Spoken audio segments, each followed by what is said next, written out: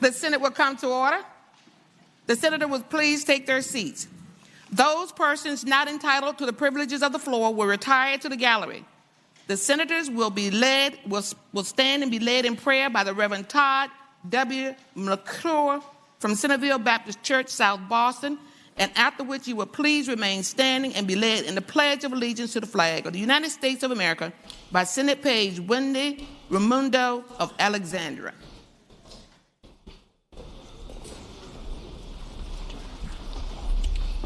Shall we pray? Our Father, we thank you, Lord, for this day, and Father, we thank you for the opportunities that we have in this day. We thank you for our lives. We realize that they are a precious gift from you. I pray, Father, you would guide and direct each one of these senators today as they consider and make decisions. I pray, Father, that you would help them and guide them, that they would make decisions in accordance to the knowledge, Father, that one day we will face you. I thank you, Father, that wisdom comes from fearing you. And Father, I pray you'd bless the activities today. Have your will and your way. We'll praise you and thank you for what you do. In Jesus' name I pray. Amen. Amen.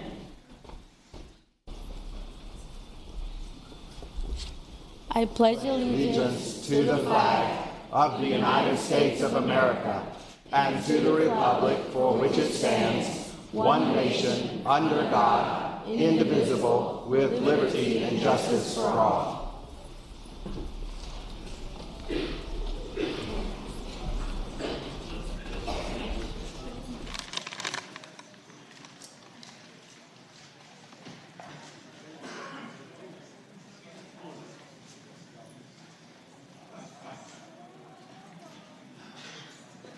Roll.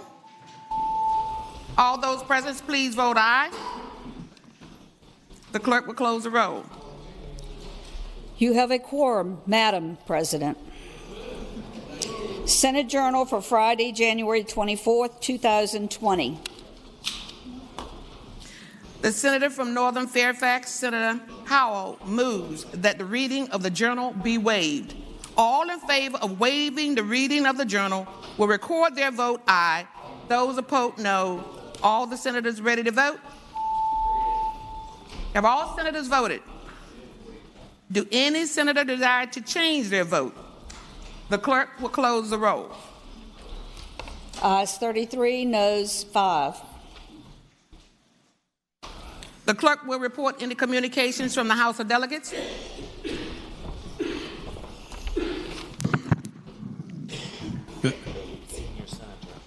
Senior Senator from Fairfax, Senator Saslaw. Mr. President, I move that, Madam President, sounds pretty good.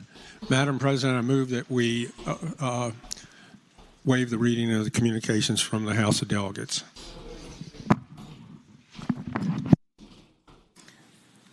The question is, shall the reading of the communications be waived? All in favor of waiving the reading of the communications from the House of Delegates will record their vote aye. Those opposed, no. Are the senators ready to vote?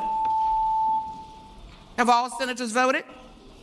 Do any senator desire to change their vote? The clerk will close the roll. Ayes 34, noes 4. The reading of the communication is waived. The clerk will report any communications from the governor. We do not have any, ma'am. Wow. Now is the time when we welcome our guests to the gallery. Now, the way we do this, and it doesn't normally work with the real lieutenant governor, is the senator will introduce the visitor. I will ask you to stand and welcome you. Then we will all applaud together at the end of the introduction.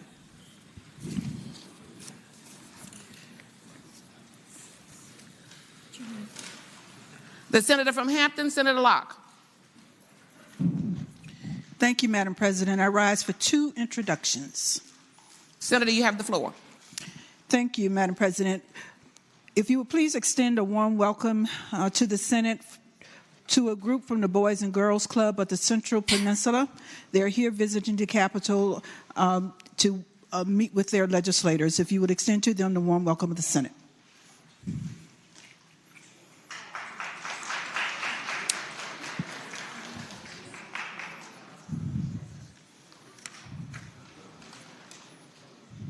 I was going to ask if you please stand, but I saw one person. Does anybody else stand?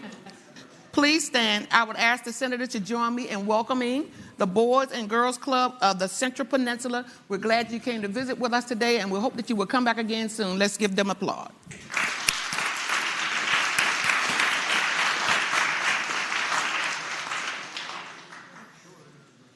The senator from King George, Senator Stewart. I have a second introduction, ma'am. Senator Locke, you have the floor. Thank you. If you would please extend to a group visiting the Capitol today. It is Alpha Kappa Alpha Day in the Capitol, AKA Day. And if you would extend to them the warm welcome of the Senate visiting with us, the regional director, Jennifer King Congleton, who represents, she is from North Carolina, but she is the regional director that she represents both Virginia and North Carolina. And joining her is an extensive group of women representing Alpha Kappa Alpha. Also joining her are Joyce Henderson, a past regional director, and Linda Gilliam, a past regional director. So please extend to Alpha Kappa Alpha sorority the warm welcome of the Senate.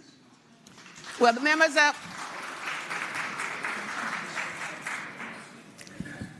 You're already standing. I would like to welcome the members of Alpha Kappa Alpha sorority to the Senate of Virginia. We're glad that you came today, and I thought I looked really nice in the middle of all that pink and green. Come back and see us again soon. Thank you. Let's give them an applause.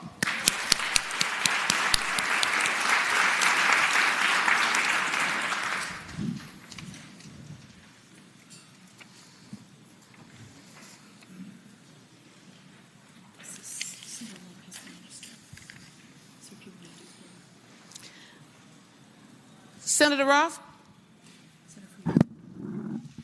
Thank you, Madam President. I ask you to give a warm welcome to the Senate to our pastor this morning, the Reverend Todd McClure of Centerville Baptist Church in Halifax County. Thank you. Senator McClure, if you would please stand. I certainly want to welcome you to the Senate and thank you for that beautiful prayer this morning. I used to represent South Boston and Halifax County, and I enjoy representing them for about 10 years, so please give them my best regards and do come back to see us again soon. Let's give him an applause.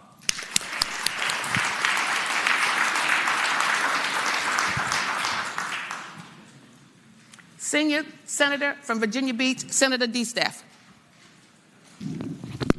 Madam President, I rise for two introductions. You have the floor. So, Madam President, first in the gallery today, we have the Virginia Beach principals. We have Casey Conger from Cook Elementary, Tamika Singletary Johnson from Tallwood Elementary, and Makaya Harris from Malibu Elementary School. With that, I'd like to give them the warmest welcome of the Senate. Will the Elementary School Principal Association from Virginia Beach please stand and be recognized? Yes, there you are. Well, good to see you again. Enjoyed taking pictures with you this morning. It's good to have you here in the Senate of Virginia. And on behalf of Senator D. Staff and all the members of the Senate, we want to welcome you and hope that you will come back again soon. Let's give them a round of applause. Madam President, I have a second introduction. You have the floor. Today we're joined by my Virginia Beach constituents, Crystal Duplicta and her son Clay. Clay has his grandparents here, Tom and Fran Duplicta as well. And Mr. President, they're visiting and supporting Senate Bill 423, which is the mandatory health coverage for hearing aids for all children. Clay's been wearing hearing aids since he was 6 months old, so today he can actually hear us. With that, I'd like to give him the warmest welcome in the Senate, Madam President. Would you please stand so that we can recognize you? Well, I don't see him present in the gallery, but we will stand and give him an applause anyway, please.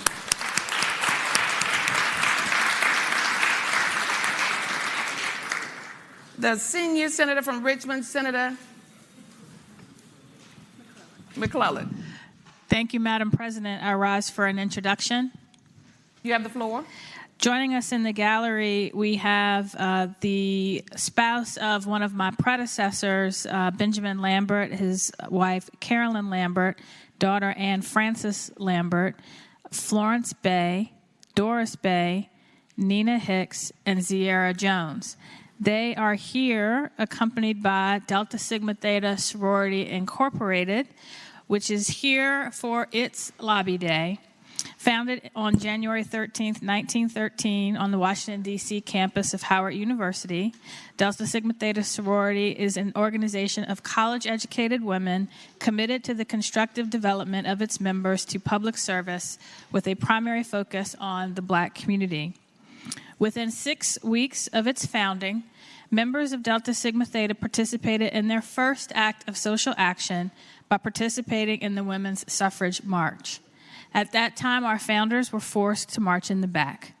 But now we find women of Delta Sigma Theta sorority leading in corporate rooms, in the Capitol in Washington, in the Capitol here in Richmond, and on this very dais.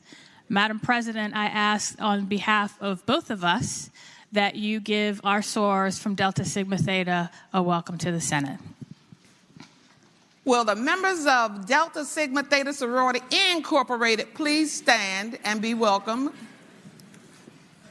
On behalf of Senator McClellan and myself, and of course the sorors down the other end of the hall, we certainly want to welcome you to the Senate of Virginia. You come every year in the gorgeous red, and that's the day that I saved my red suit. And I know you'll come back each year because you do always. So let's please give the members of Delta Sigma Theta Sorority a round of applause.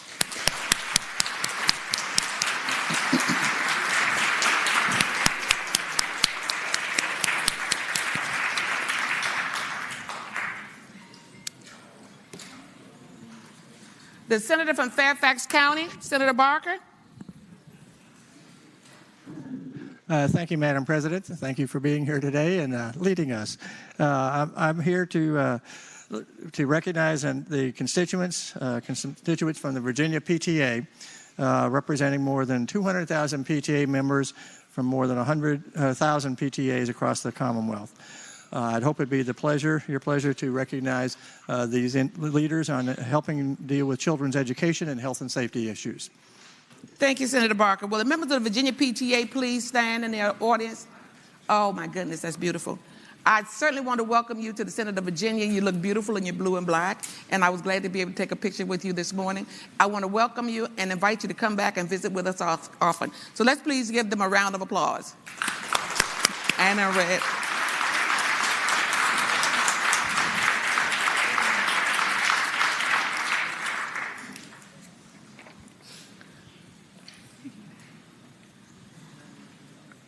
I have a green sheet for the senator from Senator Mason. Here they are. The senator from Williamsburg, Senator Mason. Thank you, Madam President. Good morning, ma'am. I rise for the purpose of an introduction. You have the floor. Thank you, Madam President. Today we have with us both Rebecca and Cameron Vinroot, friends of mine from Williamsburg in the James City County area. On behalf of the gentleman from James City County, Senator Norman, I welcome them. There they are. So Rebecca is the head of social services in James City County, has worked tirelessly with the early childhood education effort over the last year with the First Lady. Cameron is in class with one of my daughters and a very bright young man who had a lot of good questions about the state legislature today. So, Madam President, I'd ask that you give them a warm welcome. I certainly want to give you the very warm welcome of the Senate. And of course, one of our priorities this year is early childhood education. So, we welcome you and we really hope that you will come back and visit with us soon. Let's give them a round of applause, please.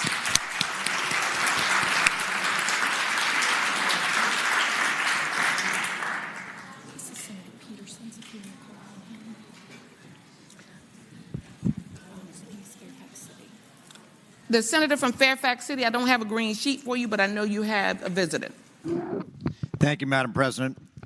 I rise for an introduction. You have the floor. Thank you, Madam President. I have waited 12 years to say the following words. Today is Virginia Farm Bureau's Legislative Day. Ladies and gentlemen, I hope you welcome them to the Capitol. Farmers from across the state are visiting us today to advocate for issues that impact farming of all types and sizes. Lunch today was provided by the Farm Bureau. Be sure to stop by their tent on Bank Street to pick up soups and sandwiches, which consist of Virginia-grown products. A grassroots organization, Virginia Farm Bureau is the state's largest agricultural advocacy organization, representing over 34,000 member producer families. Agriculture is Virginia's largest industry. Not law, Senator Surville. With an economic impact of $70 billion annually and providing more than 334,000 jobs in the Commonwealth, the industries of agriculture and forestry together have a total economic impact of over $91 billion and provide more than 442,000 jobs in the Commonwealth. So I had the opportunity to speak at their banquet last night, and so I welcome Legislative Director Martha Moore and all of their leadership and their membership that is here today, and I ask them you greet them a welcome to the Commonwealth, Madam President. Thank you, Senator Peterson. Will Martha Moore, the Legislative Director for the Virginia Farm Bureau, and all those present with her please stand in the audience? I think they may be observing from another room, Senator Peterson, but we still want to stand and give them a round of applause. Thank you so much.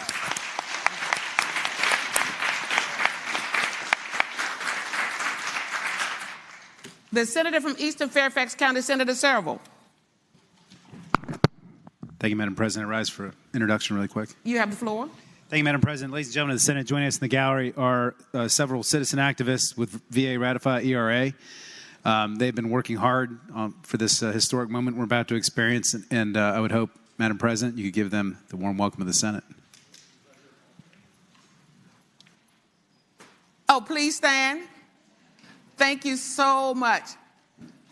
On behalf of Senator Surville and those of us in the Senate, we really want to welcome you to the Senate of Virginia, and we appreciate you being here on this very special day, and we hope that you will come back and visit with us often and hopefully soon. Let's give them a round of applause.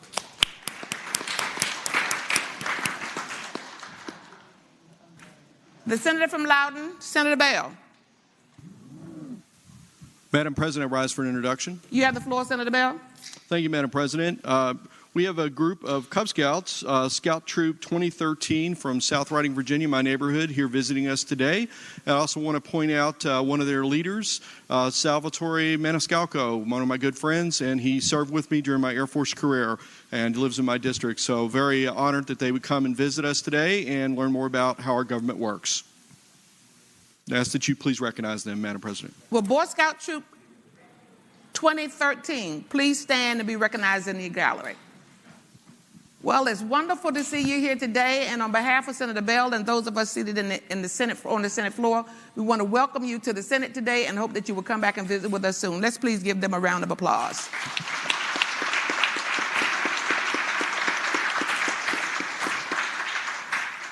The Senator from King George, Senator Stewart. Thank you, Madam President. Good morning. Good morning. Madam President, I rise for a motion and an introduction. First of all, I'd ask that the Journal reflect my seatmate, the Senator from Fauquier, is away from the Capitol on pressing personal business. And secondly, I would like to, on behalf of my seatmate, the Senator from Fauquier, bring to the attention of the body the presence in the gallery of folks from Fauquier County Schools and the Fauquier Education Association. Early on, when I was elected to this body, I had the privilege to represent parts of Fauquier County, and I used to get out and interact with those folks, and they're all staunch advocates for their school system, and glad to have them here in the Capitol today, and would ask that you give them a warm welcome of the Senate. Will the members of Fauquier County School System please stand and be welcomed in the gallery? Senator Stewart, I think they may be watching from one of the other locations on the Capitol grounds, but let's give them a hand of applause for their being here.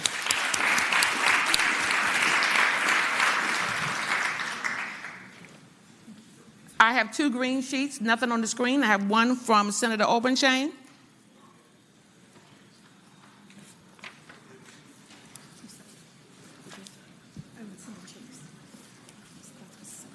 Okay, now I have one for Senator Chase. Senior Senator. You're not senior senator. You're a senior, not senior senator. Not a senior citizen. You are the senior senator.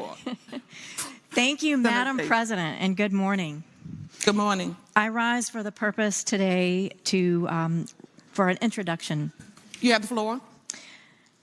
Madam President, members in the gallery today, we have Ellie Scott, who is here shadowing me this session. She is living in the district, and she's also attending Maggie Walker Governor School. She is currently a senior, and what I'm really excited about is that she's going to be attending my alma mater, Virginia Tech, and even in the College of Business. She's also decided, and I hope to talk her out of this, Madam President, that she wants to minor in political science. We might want to talk about that later. But what I really like is that she's also running year-round. She's participating with cross-country at Maggie Walker and volunteering at her church. Thank you, Madam President. Will Ellie Scott please stand and be recognized? Ellie, thank you so much for being here today. On behalf of Senator Chase and those of us here in the Senate, we want to welcome you, and I know you'll be coming back often because I know Senator Chase is going to give you lots of work to do. So let's give her a hand of applause.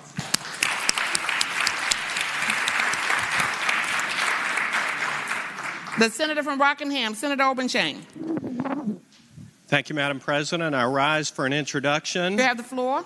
Madam President, I understand that in the gallery there's a group from Bridgewater College here. Bridgewater College is one of Virginia's premier liberal arts colleges. It actually was coeducational long before most other schools in Virginia or in America were coeducational. It is the alma mater of my father, who was student body president back in 1957 and presided over the activist student government organization that organized the first school-sanctioned dance on campus. So with that, Madam President, I suspect that this group is down here advocating for tag grants, and I would ask you to extend the warm welcome of the Senate to this group from Bridgewater College. Will the Bridgewater College advocates please stand? Advocates for dance, please stand. Well, being a person who loves to dance myself, I really want to welcome you to the Capitol. I'm glad that you're here today, and I hope you'll come back soon and maybe you can teach me some newer steps. So will the senators please join me in giving them the very warm welcome of the Senate.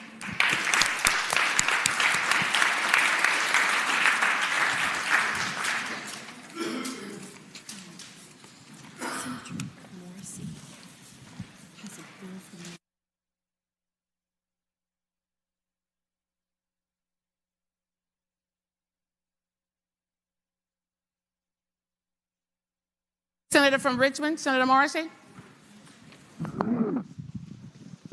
Thank you, Madam President. Madam President, I rise for the purpose of an introduction. You have the floor, sir. Thank you. Joining us in the gallery today, or if they're not there, they will be shortly, and hopefully they're listening right now, is Sarah Smith, president of the Chesterfield Education Association, and she's with a group of students, and it's from the Student Virginia Education Association. Madam President, these are aspiring educators who are coming down here now to watch other educators lobby, and they are desirous of becoming teachers both in the elementary, high school, middle school levels. We have aspiring educators today from Virginia State University, Norfolk State University, Virginia Tech, and they are here also with members of the Chesterfield Education Association, including Terry Jones and Charles Watson. Would it be possible, Madam President, to give them a warm Virginia State Senate welcome? Absolutely. Will the aspiring educators from all across the Commonwealth please stand to be recognized in the gallery? And wherever you are on Capitol grounds, we want to extend to you the very warm welcome of the Senate. So on behalf of Senator Morrissey, we want to give you an applause for being here. Senator Morrissey, do you have a bill that you want to introduce? Madam President, if it's the appropriate time to do so, with no small amount of trepidation and with the caveat that never in 8 years in the House did I ever move for unanimous consent to introduce a bill at this late stage, I would ask at this time for unanimous consent to introduce a bill way past the deadline. Thank you, Senator Morrissey. The question is, Madam President. Oh, you need to explain to us what it's relating to for unanimous consent. The general topic, Madam President, deals with ABC licensing. That's going to be a voice vote. The question is, shall the Senator Norman? With all due respect, would the senator be so kind to expand beyond that it deals with ABC, please? Certainly. It would go to the rehab subcommittee dealing with ABC licensing.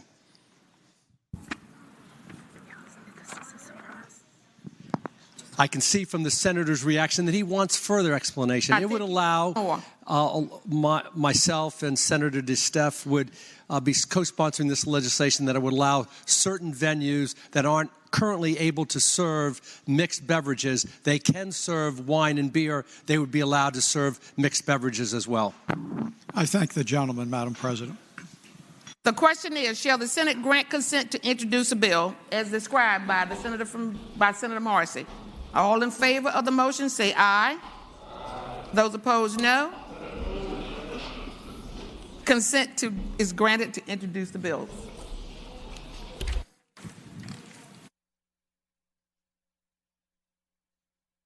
The morning hour.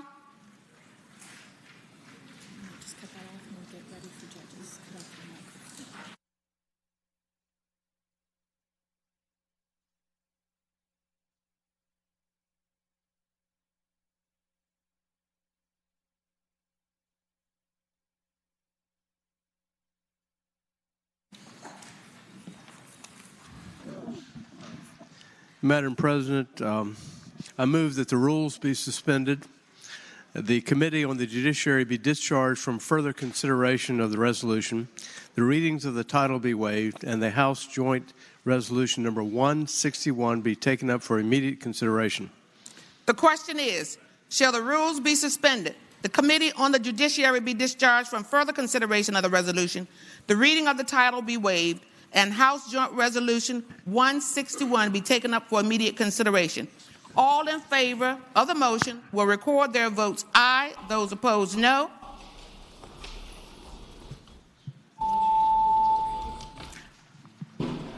Have all senators voted?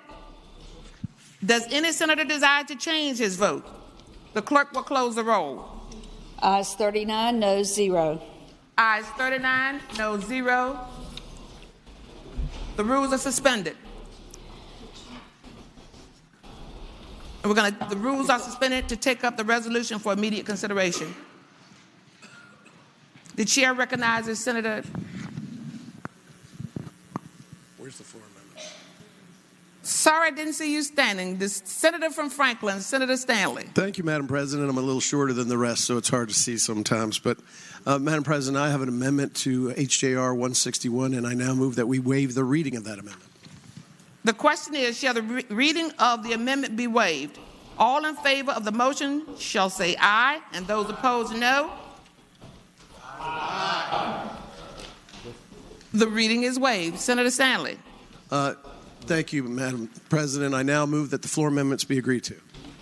The question is, would you please explain that to us, Senator Stanley? Yes. My motion is that the floor amendments be agreed to. And speaking to that motion, Madam President, HJR 161 left out a seat for the Circuit Court in the 27th Circuit, and that amendment puts that back into the House's joint resolution. Thank you, Senator Stanley. The question is, shall the amendment be agreed to? All in favor of the motion will say aye. Those opposed, no. Aye. The amendments are agreed to. Senator Saslaw, the senior senator from Fairfax.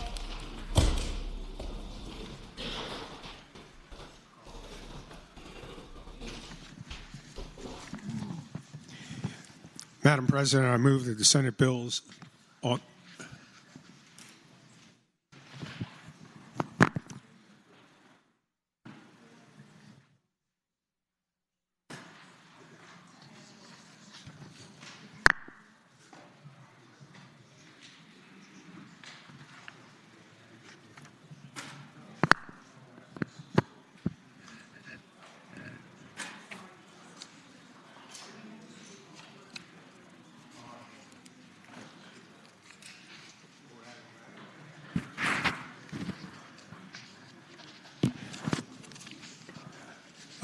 Madam President, members of the Senate, apparently a decision has been made to add Mr. Rappaport to the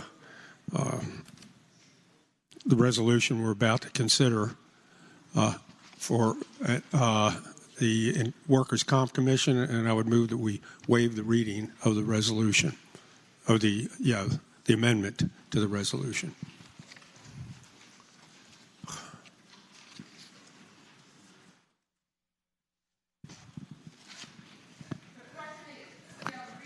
Amendment be waived. All in favor of the motion will say aye. Those opposed, no. Only heard one no. The reading is waived. The senior senator from Fairfax, Senator Saslaw. I would now move the resolution that the amendment be accepted. The question is, shall the amendment be agreed to? All in favor of the motion will say aye. Those opposed, no. The ayes have it. The amendment is agreed to. The chair recognizes the senator from Roanoke, Senator Edwards.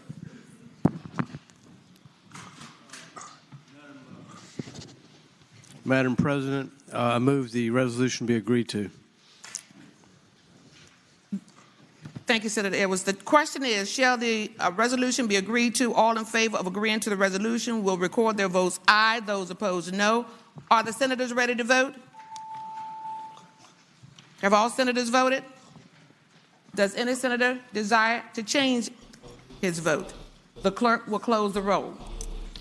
Ayes 39, no 0. Ayes 39, no 0. The resolution is agreed to.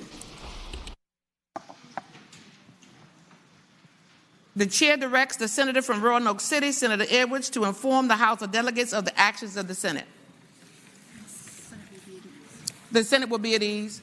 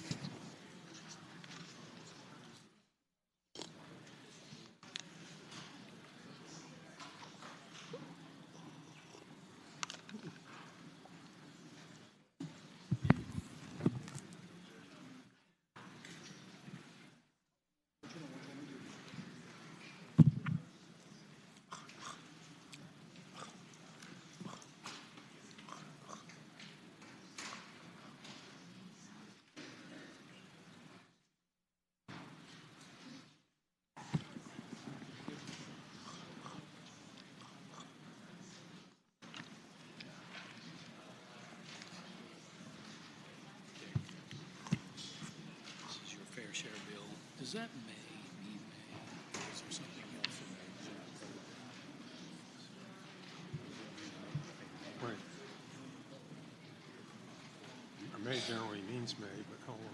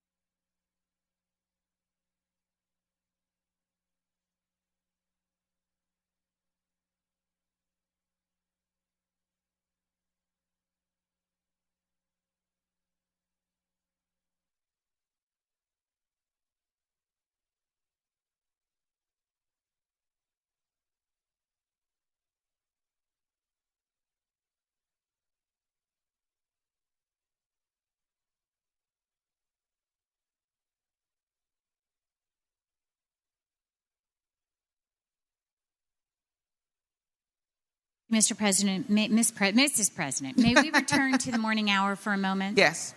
Thank you, Madam President. I would like to speak for the purposes of an introduction. You have the floor, Senator. Today, I'm so proud to celebrate that in the gallery we are joined by Girl Scouts. They are Girl Scout cadets from Troop 5103 in Henrico, Virginia, and they came today to see the process of what happens here at their legislature so that they could get engaged. And by the way, they were very effective marketers and sold several items to my office. But Madam President, would you please welcome Carolyn Sherman, Lorelei Meese, India Vickery, and Katerina DeGallio here with us from Girl Scout Troop 5103. Thank you, Senator. Will Girl Scouts Troop 5103 in the gallery please stand? Oh, my goodness, we're so glad you're here, and I'm sure you probably stopped by my office and sold some things, too, as well. But we certainly want to welcome you to the Senate of Virginia, and I know as you observe us, as time goes on, you realize that some of you are going to replace us, so pay real close attention. We hope that you will come back again soon. Let's give them an applause.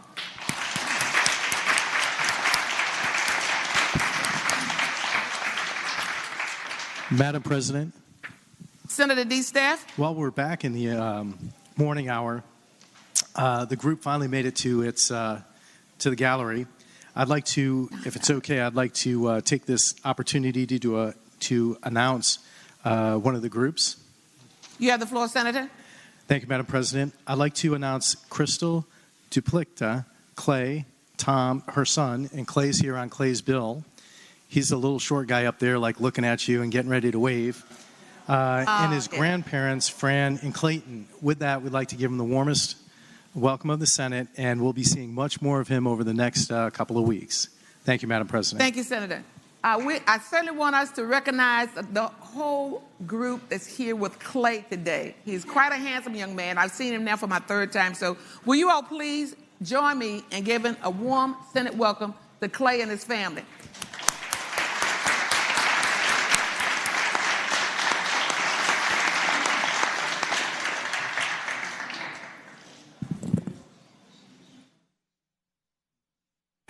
Anything else for the morning hour?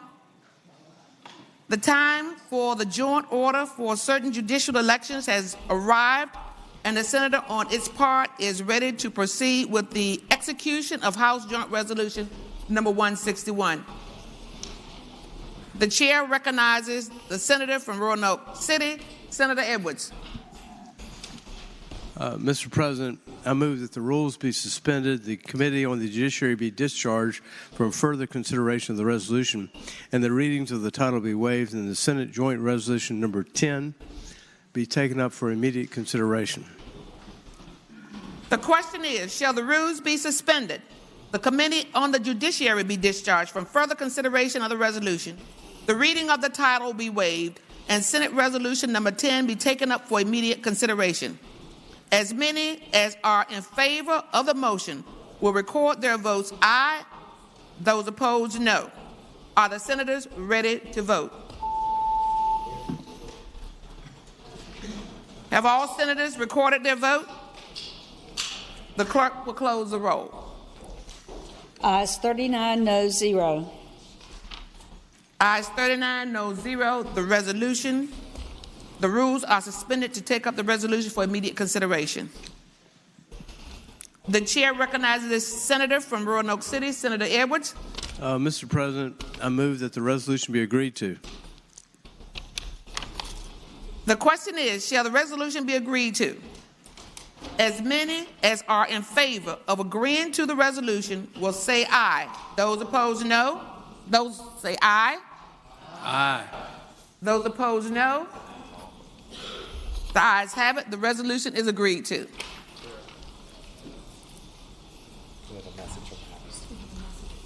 Message from the House. The delegate from Norfolk, Delegate Lindsay. Please receive it. Delegate Lindsay. Madam President, I've been directed by the Speaker of the House of Delegates to inform the Senate that the House has agreed to Senate amendments to HJR 161.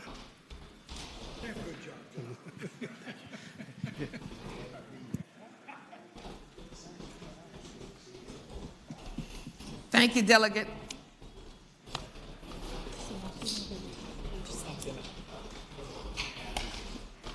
The chair recognizes the senator from Roanoke City, Senator Edwards. Mr. President, I move that the rules be Mr. Three times. Madam President, I move that the rules be suspended, the Committee on the Judiciary be discharged from further consideration of the resolution, the readings of the title be waived, and the Senate Resolution number 11 be taken up for immediate consideration. The question is, shall the rules be suspended, the Committee on the Judiciary be discharged from further consideration of the resolution, the reading of the title be waived, and Senate Resolution number 11 be taken up for immediate consideration? All in favor of the motion will record their votes aye. Aye. Those opposed, no. Are the senators ready to vote? Have all senators recorded their votes? Does any senator desire to change his vote? The clerk will close the roll. Ayes 39, noes 0. Ayes 39, no 0. The rules are suspended to take up the resolution for immediate consideration. The chair recognizes the senator from Franklin, Senator Stanley. Thank you, Madam President. I now move that we waive the reading of the floor amendment to SR 11. The question is, shall the reading of the amendment be waived? All in favor of the motion will say aye. Aye. Those opposed, no. The ayes have it, the grunts don't. The reading is waived.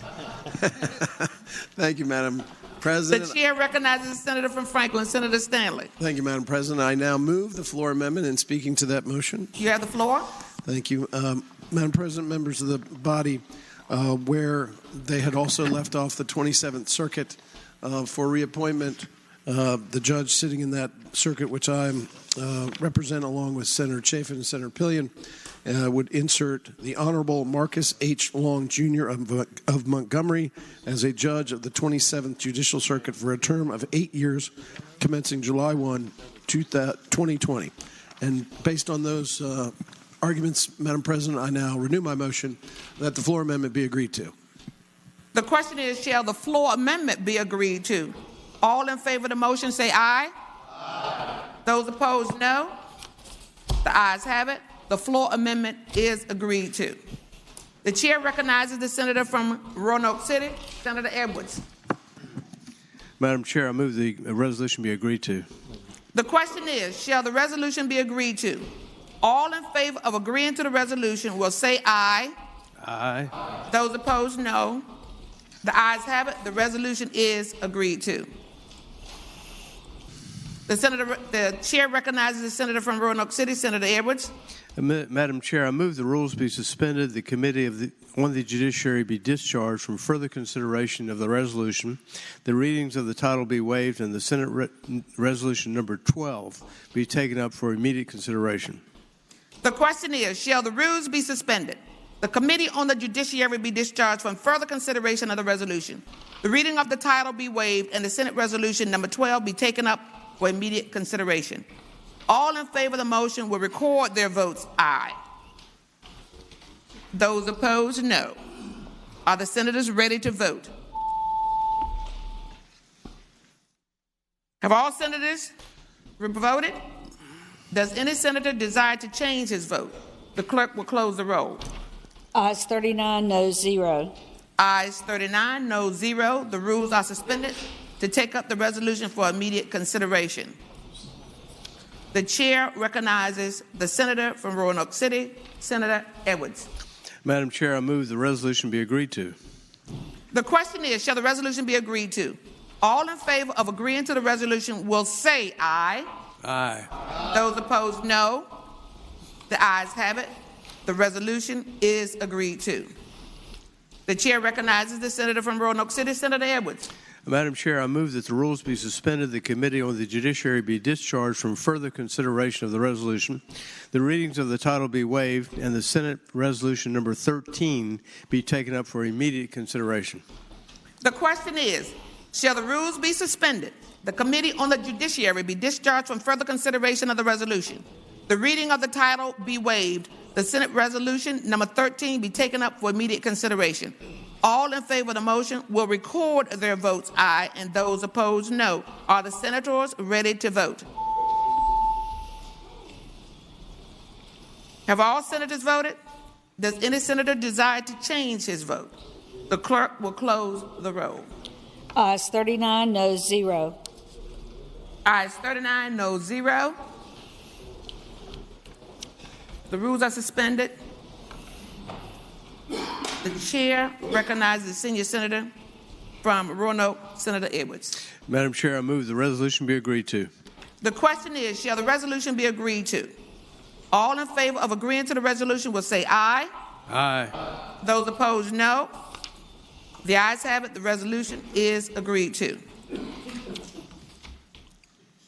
Nominations are now in order for a member of the Virginia Workers' Compensation Commission. The chair recognizes the senior senator from Fairfax County, Senator Saslaw. Madam President, I move the rules be suspended. The Committee on Commerce and Labor be discharged from further consideration of the resolution. The readings of the title be waived, and the Senate Resolution number 14 be taken up for immediate consideration. Thank you, Senator Saslaw. The question is, shall the rules be suspended? The Committee on Commerce and Labor be discharged from further consideration of the resolution. The reading of the title be waived, and Senate Resolution number 14 be taken up for immediate consideration. As many as are in favor of the motion will record their votes aye. Those opposed, no. Are the senators ready to vote? Have all senators voted? Does any senator desire to change his vote? The clerk will close the roll. Ayes 39, noes 0. Ayes 39, no 0. The rules are suspended to take up the resolution for immediate consideration. The chair recognizes the senior senator from Fairfax County, Senator Saslaw. I would now move that the resolution be agreed to. The question is, shall the resolution be agreed to? As many as are in favor of agreeing to the resolution will say aye. Aye. Those opposed, no. The ayes have it. The resolution is agreed to. The chair directs the senator from Roanoke City, Senator Edwards, to inform the House of Delegates of the nominations that have been made by the Senate.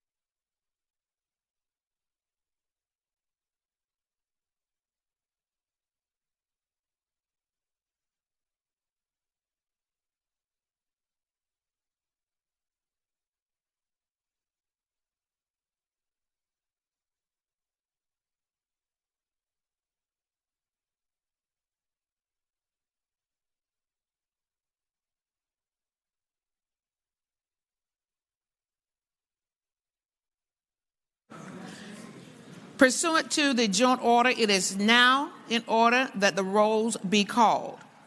As many as are in favor of the nominee of the Senate, as named by Senate Resolution number 10, to be a Justice of the Supreme Court of Virginia, will record their votes aye.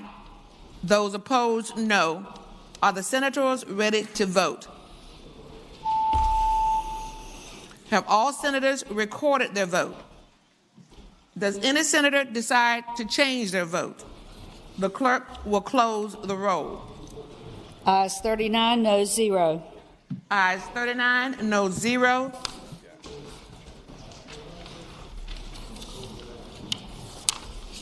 The junior senator from Richmond City, Senator Marcy.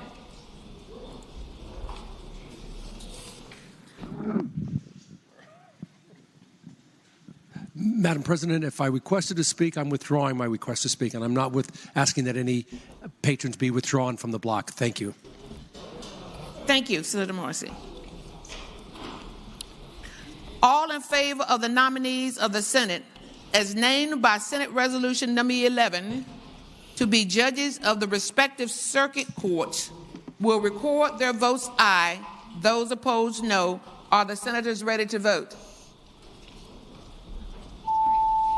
Have all senators recorded their vote? Does any senator desire to change their vote? The clerk will close the roll.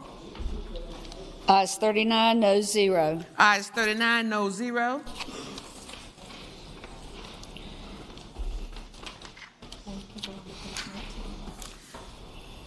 All in favor of the nominees of the Senate, as named by Senate Resolution number 12, to be judges of the respective general district courts, will record their votes aye.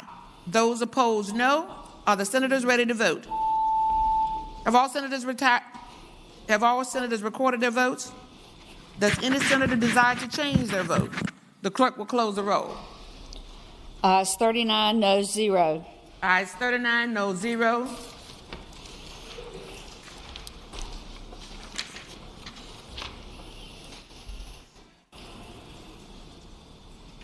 All in favor of the nominees of the Senate, as named by Senate Resolution number 13, to be judges of the respective juvenile and domestic relations district court, will record their votes aye.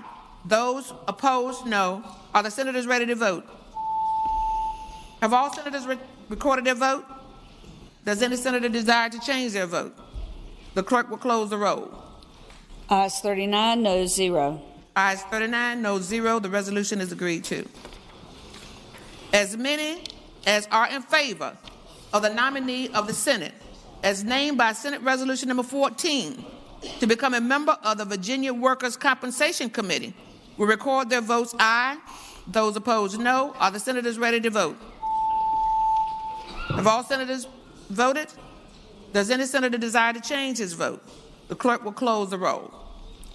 Ayes 39, no 0. Ayes 39, no 0. The resolution is agreed to. The chair appoints Senator McClellan, Bosco, and Chafin, the committee on the part of the Senate, to count and report the vote of each house in each case. The Senate will stand at ease.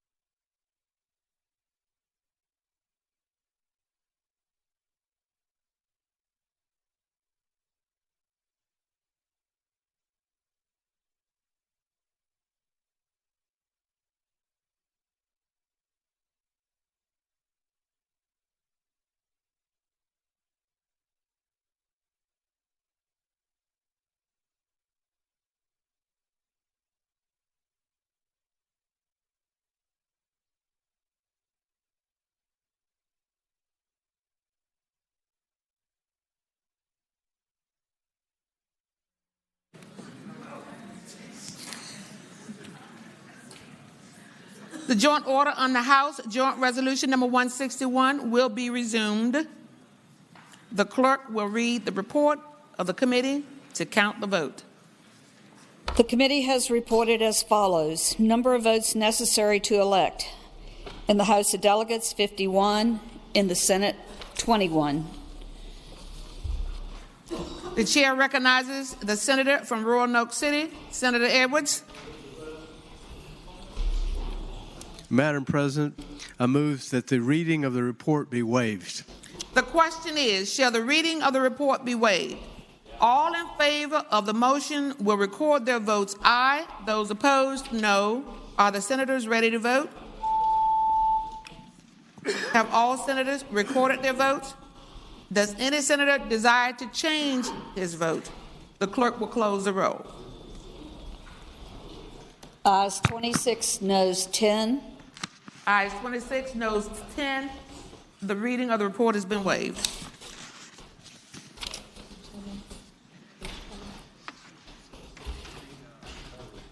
Those named in the report as having received the vote of a majority of the members elected to each house of the General Assembly are declared duly elected as a justice of the Supreme Court of Virginia,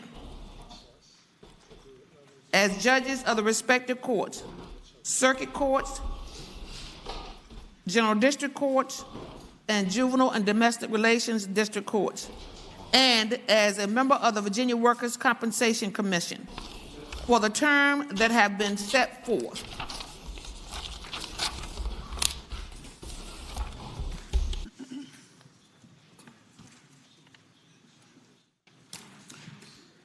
We're going to call the calendar. Senate calendar for Monday, January 27, 2020. Uncontested calendar, Senate bills on third reading. The senator from Fairfax, Senator Sasslaw.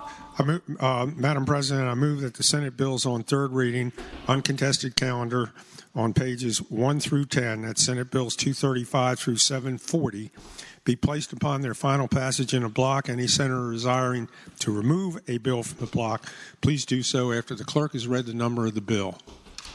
The question is, shall the Senate bills on the uncontested calendar, third reading, pages 1 through 10, Senate Bill 235 through Senate Bill 740, be placed upon their final passage in the block, with the understanding that any senator desiring to a bill be removed from the block will do so after the clerk has read the number of the bill.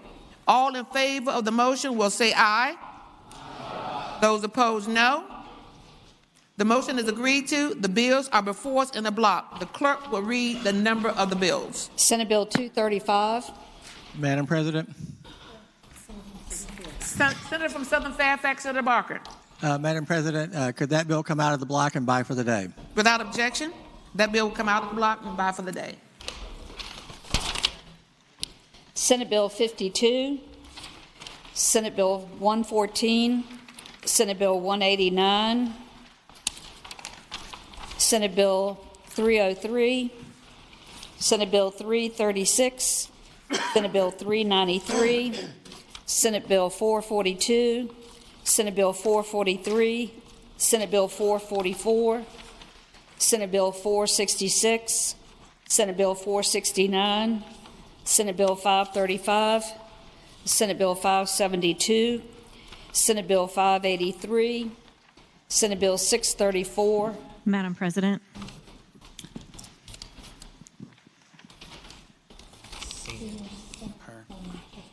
Senior Senator from Chesterfield.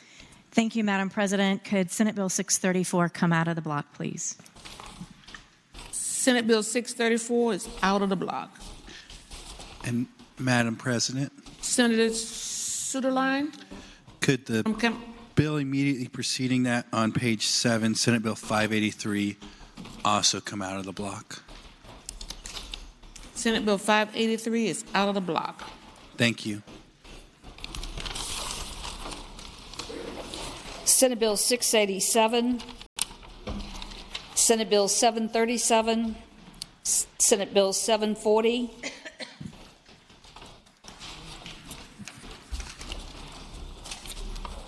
The question is, shall the bills in the block with the exception of Senate Bill 235, 583, and 634. Be agreed to. All in favor of passage of the bills will record their votes aye. Those opposed, no. Are the senators ready to vote? Have all senators recorded their votes? Does any senator desire to change their vote? The clerk will close the roll. Ayes 39, noes 0. Ayes 39, no 0. The bills pass, and now back to page 7. Page 7. Senate Bill 583. Senate Bill 583.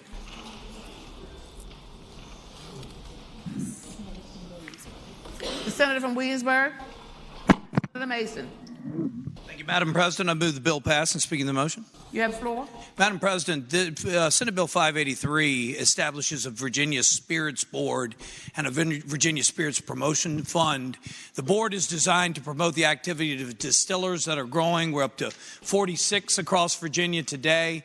The promotion fund just sets up a structure, and down on line 103, it speaks to revenue-producing activities that the board can engage in. But really, Madam President, members of the Senate, if you look at line 125, it essentially says that before October 1, 2020, the Virginia Spirits Board, with assistance from ABC, shall submit a report detailing how the board plans to fund any such promotional fund. So there are no monies associated with it, Madam Chairman. It went through finance. This is just setting up a structure, looking to the future so we can continue to try to grow this industry across the state.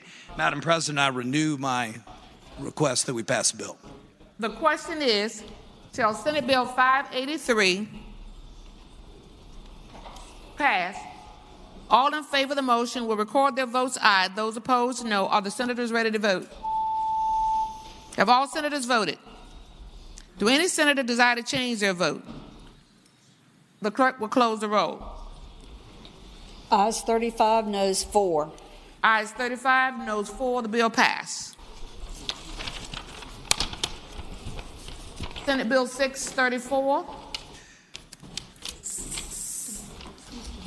The senator from Eastern Fairfax, Senator Serval.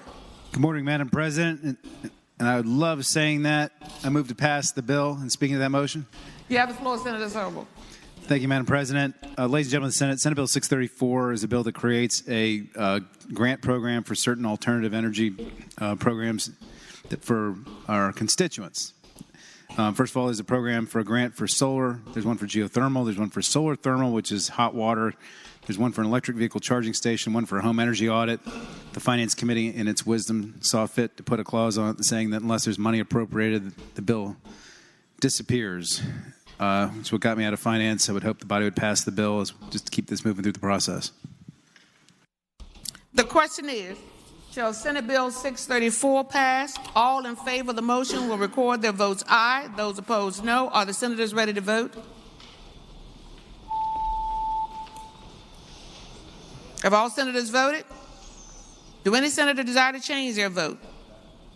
The clerk will close the roll. Ayes 32, noes 7. Ayes 32, noes 7. Senate Bill 634 passes. Regular calendar, Senate bills on third reading.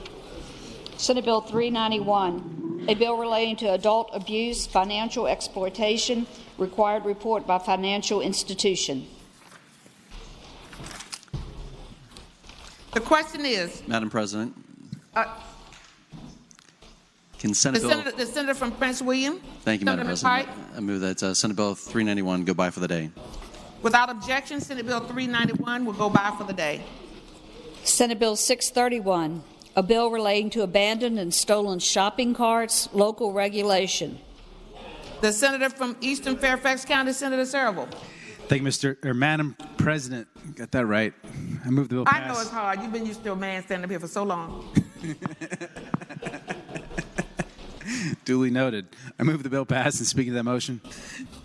You have the floor. Thank you, Madam President. This bill was already explained. We've already been debated. I think everybody's familiar with it. There's been a couple more news online TV stories about it if anybody's interested in watching them. But I would hope we could pass it so we never have to talk about it again. Thank you, Madam President.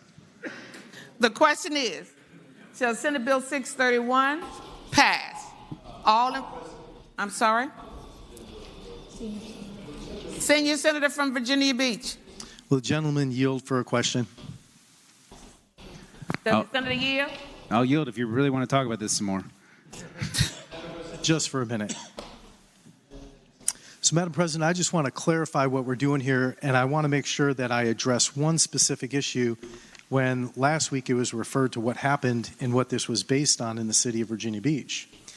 So, Madam President, I just wanted to point out that the shopping carts we were discussing weren't just under $500, which would be a petty larceny. They're over $500 and up to $1,000 plus.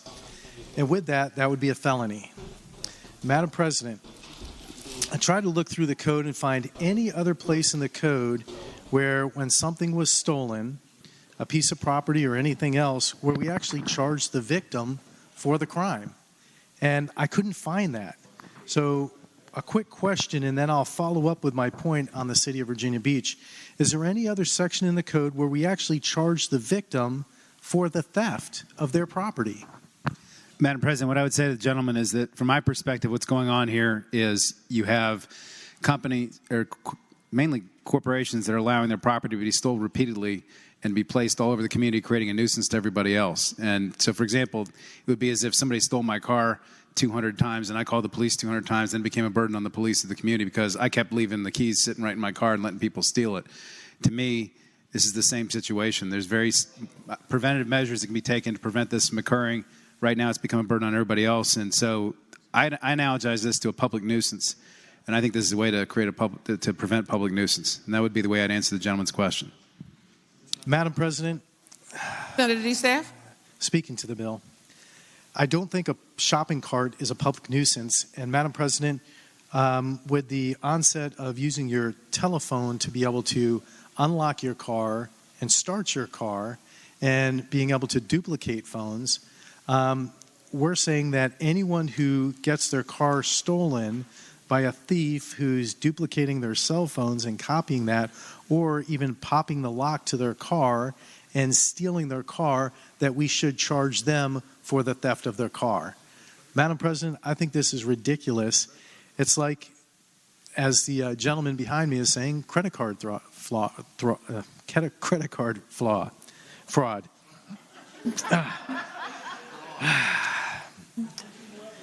And they ask me why I drink occasionally. Well, Madam President, I also wanted to point out I can't find another area in the statute where we actually charge the victim for the crime, or we hold the victim accountable for their property being stolen. And frankly, saying that the owners of the shopping centers, they should get, or they're a public nuisance because they allow their shopping carts to be stolen. You don't allow things to be stolen. People steal things. The theft of a shopping cart is already illegal. Removal of a shopping cart from store premises, 182-102.1. It's already against the law. So what we're saying is, because somebody's breaking the law, we're going to create another law to conflict with that and then charge the owner of that property that's being stolen for the crime. So we're going to charge the victim for the crime. I think that's ridiculous, but I did want to talk a little bit about Virginia Beach Code, Section 2348. And in Section 2348 of Virginia Beach Code, it's referred to as open storage of rusted, junked, etc., machinery, equipment, etc. That's where, in 2348, is where the Virginia Beach City uses, if somebody takes a shopping cart and abandons it, whether it's on private property or public property, they identify that shopping cart as junk. What they do is, after 48 hours, if they can identify where the shopping cart came from, they'll call the store and say, hey, your shopping cart's here. After 48 hours, if it's not recovered, then they contact the Retail Alliance. The Retail Alliance will attempt to recover the shopping cart. If not, then the city will collect that shopping cart as junk. Nowhere do they ever fine or charge the victim or that individual who owned the shopping cart to begin with. So I know we started as petty larceny with the explanation of this. We quickly brought it on to felony theft. But, Madam President, I can't see where any other section of the code where we say it's illegal to do something, 18.2-102.1, removing of a shopping cart, and we charge the victim for that theft. I think this is kind of ridiculous. So with that, I hope everyone would vote no on this. Thank you very much. The senator from Fairfax County, Senator Saslaw. Just rise to just ask one question. That's all. Will the senator? Senator yield? I'll yield. I've already been told that the food stores or these stores are going to pull their names off of their carts, and I was in one of them. I wasn't in the cart. I was in the store,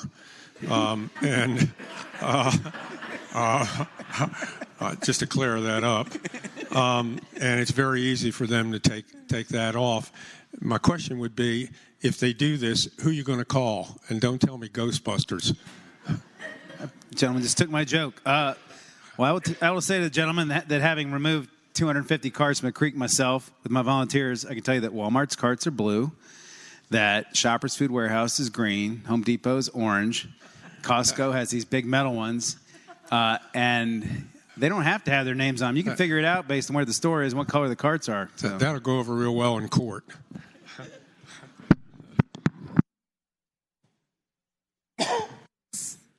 Senator Servo. The question is, shall Senate Bill 631 pass? All in favor of the motion will record their votes aye. Those opposed, no. Are the senators ready to vote? Have all senators voted? Do any senator desire to change their vote? The clerk will close the roll. Ayes 20, noes 19. Ayes 20, noes 19. The bill passed.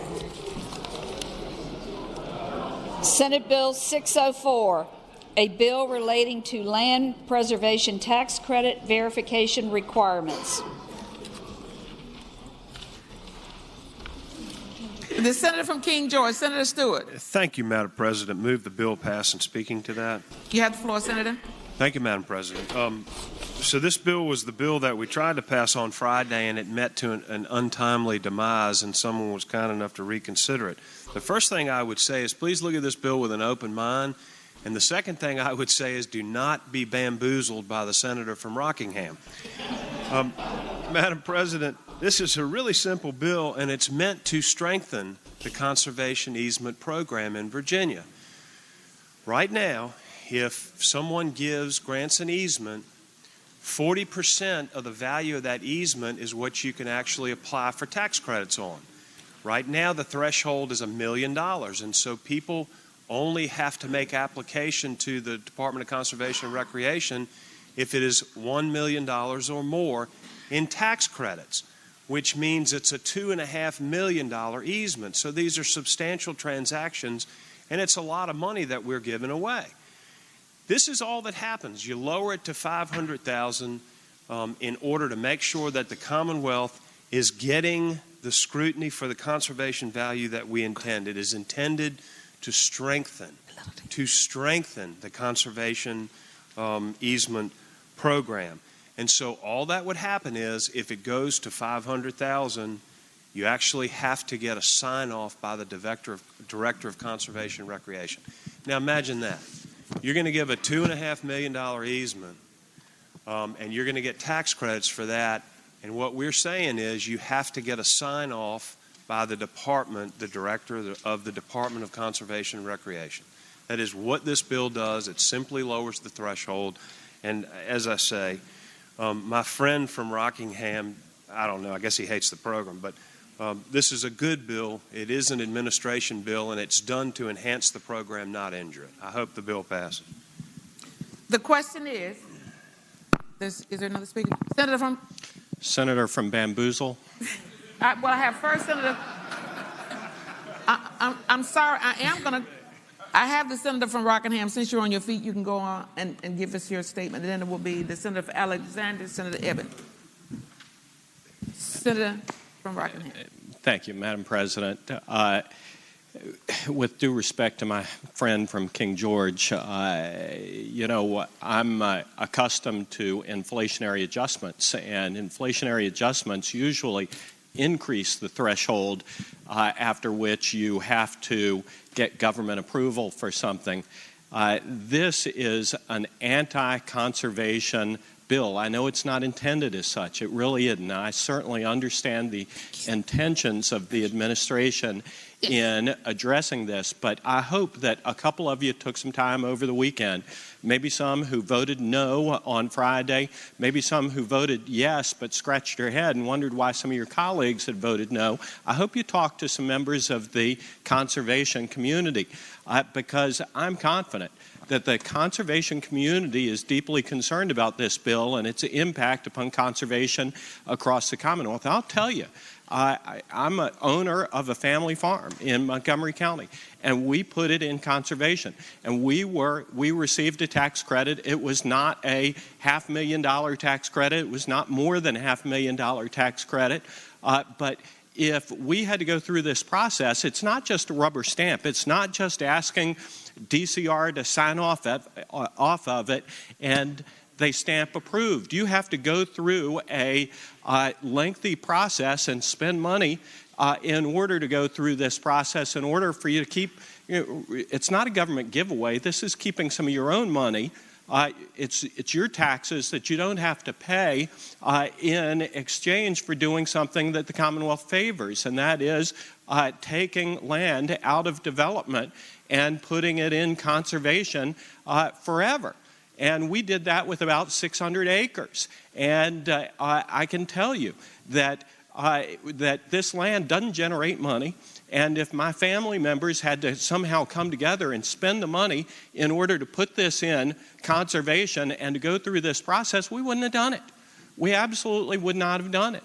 And I would suggest to you that there are some really worthy pieces of property that ought to be placed in conservation along rivers like the New River and elsewhere in the Commonwealth of Virginia that won't be preserved as a consequence of lowering this threshold, contrary to the typical move of increasing the threshold with the cost of inflation. So I would hope that those who value small government would continue to oppose this bill, and those who think that we really ought to promote, not make it harder for people to conserve land that may have been in your family, that may have unique value, would also oppose this bill as well, because those in the conservation movement across Virginia, they haven't spoken very loudly about it, but I hope they've spoken to you in private about it.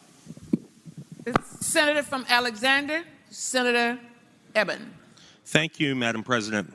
I was one of those who was bamboozled on Friday, and I wanted to apologize to the senator from King George for my bamboozlement and just make it real clear what this bill does. What this bill does is it says the 11 properties, just 11, that were received a tax credit between $500,000 and $1 million in 2019, and I should say however many properties fall into that category in the future, would have to do some verification that they were appropriately, that they were verified as someone who was eligible for the credit and doing the right things. This is an opportunity to not pay taxes in the future. All this vote does is say that we're going to be better fiscal stewards of the taxes that we're going to forego, that we're not just going to give away tax credits to anyone, that they have to meet the criteria, and that we're aware of that. So with that, I ask that we vote yes. The question is? Back to the senator from King George. Back to the senator from King George, Senator Stewart. Thank you, Madam Chair. If no one else wishes to speak.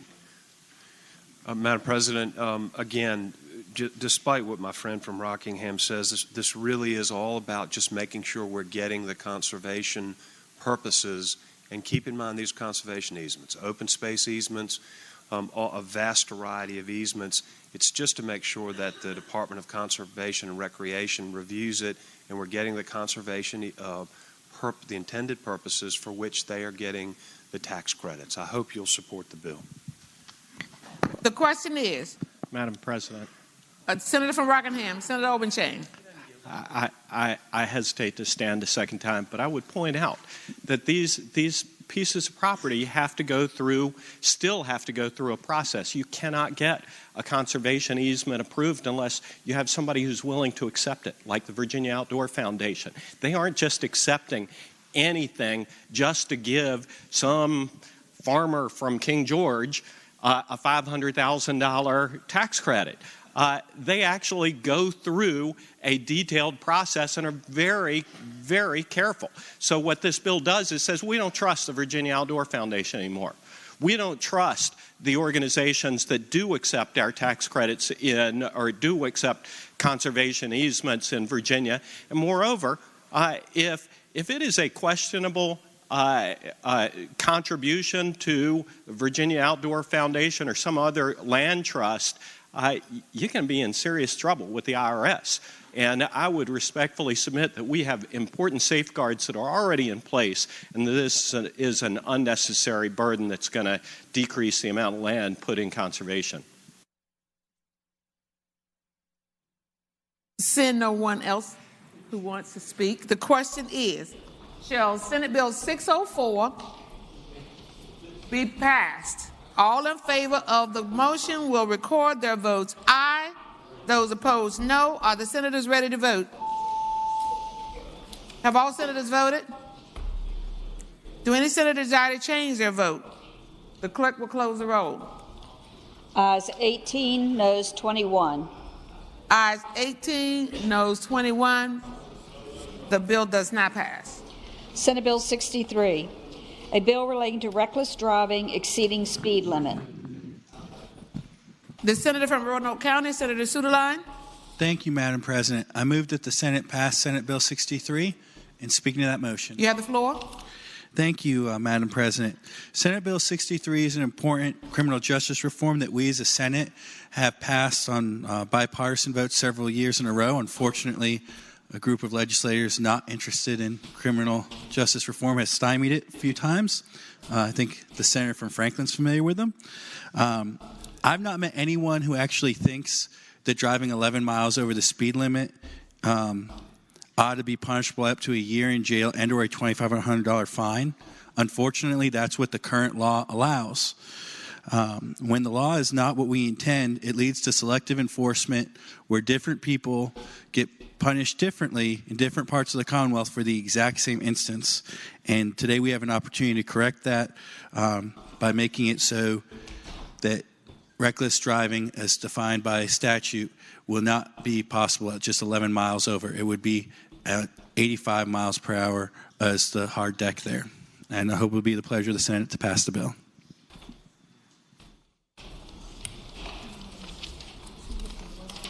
The senator from Western Fairfax County, Senator Marston. Thank you, Madam President. Speak to the bill. You have the floor. When the speed limit was changed from 65 to 70, we warned everybody this was going to happen. I voted against that. I felt that it placed more people in danger to increase the speed limit to 70. And now we're at 70, and reckless driving in Virginia is over 80 miles an hour. And we could keep going with this thing, and if somebody changes it to 75, we'll have to, make it not reckless driving at over 85. Where does it end? And I would encourage everyone to vote no on this bill. The senator from Eastern Fairfax County, Senator Searle. Thank you, Mr. President. Speaking to the bill. Madam President, I'm sorry. You have the floor, Madam. Thank you. Touche.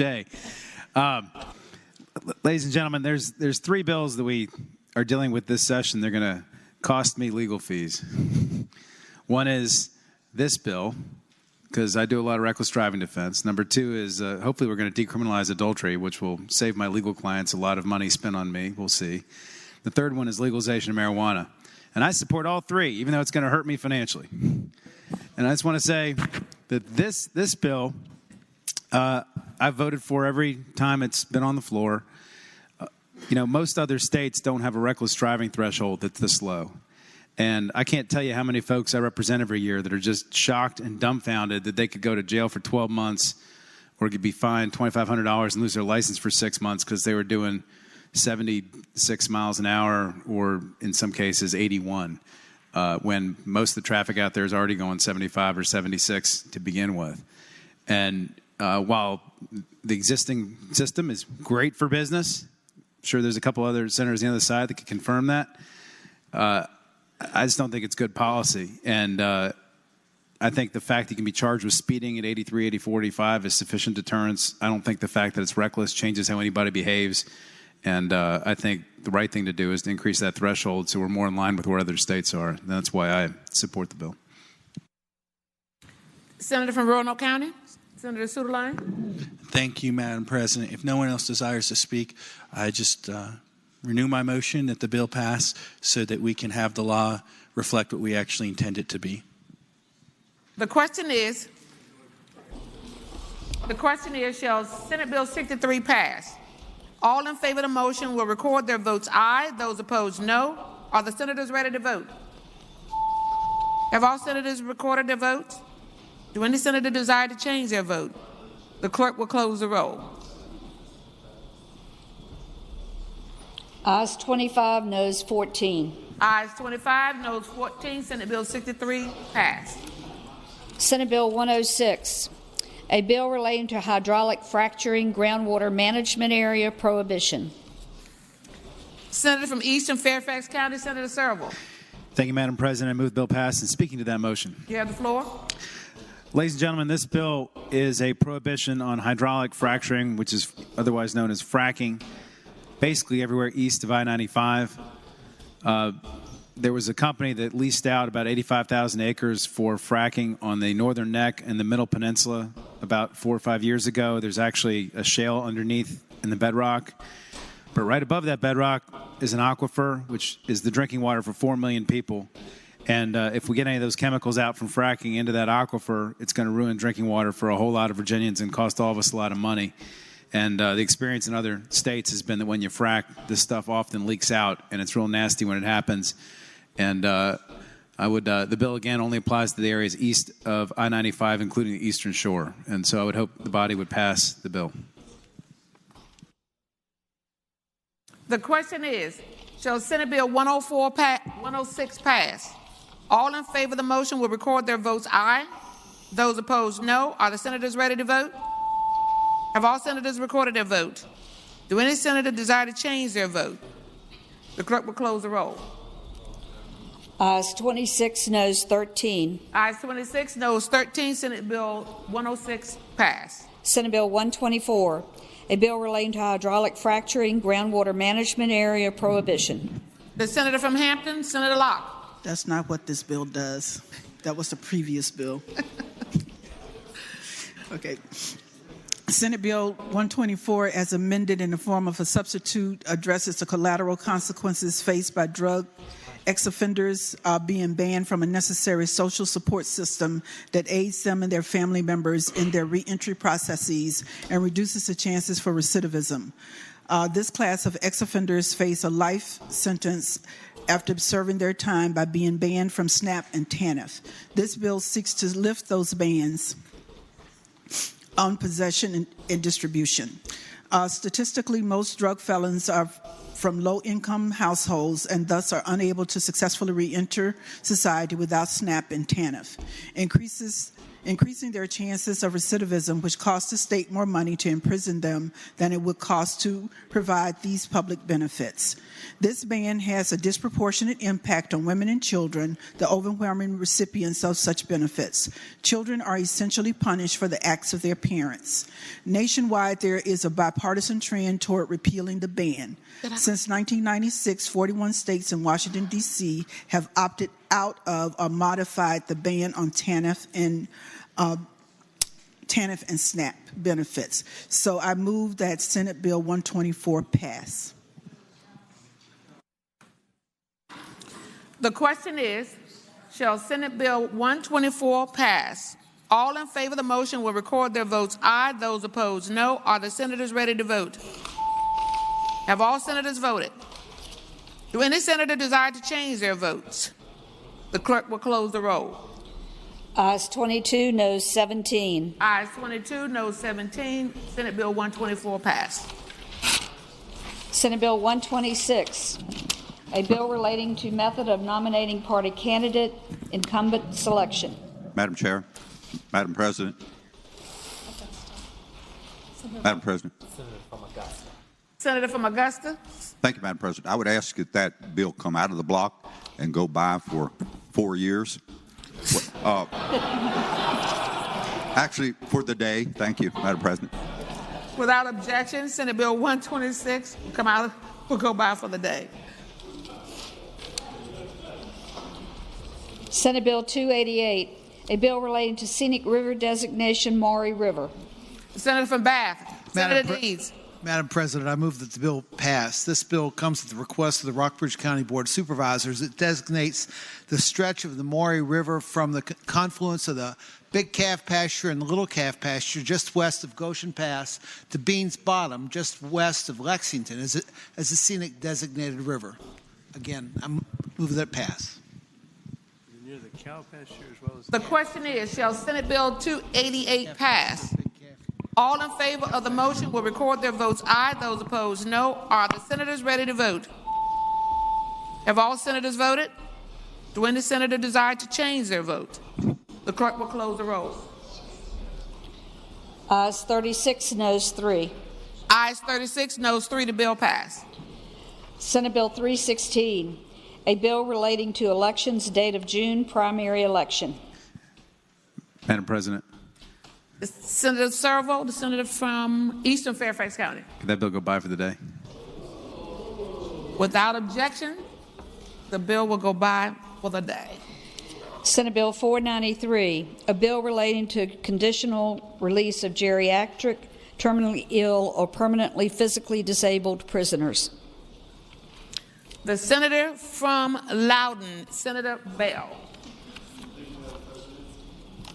Thank you, Madam President. I move passage of the bill and speaking to the motion. You have the floor, sir. Thank you, ma'am. This bill actually would create a mechanism for the Virginia Parole Board to consider releasing offenders who are permanently incapacitated, terminally ill, and pose no threat to public safety. This was at the recommendation of a JLARC study, which noted the very high cost of health care for inmates who are incarcerated, and also at the end of life situations. And Virginia has one of the most restrictive compassionate release policies in the nation. This would save quite a bit of money, but also would give a mechanism to allow prisoners who are no longer a threat to society to make amends with their family and, frankly, to get better medical care. It's a good, humane thing to do, and I move passage of the bill. The question is, shall Senate Bill 493 pass? All in favor of the motion will record their votes aye. Those opposed, no. Are the senators ready to vote? Have all senators voted? Do any senator desire to change their vote? The clerk will close the roll. Ayes 23, noes 15. Ayes 23, noes 15. The bill passed.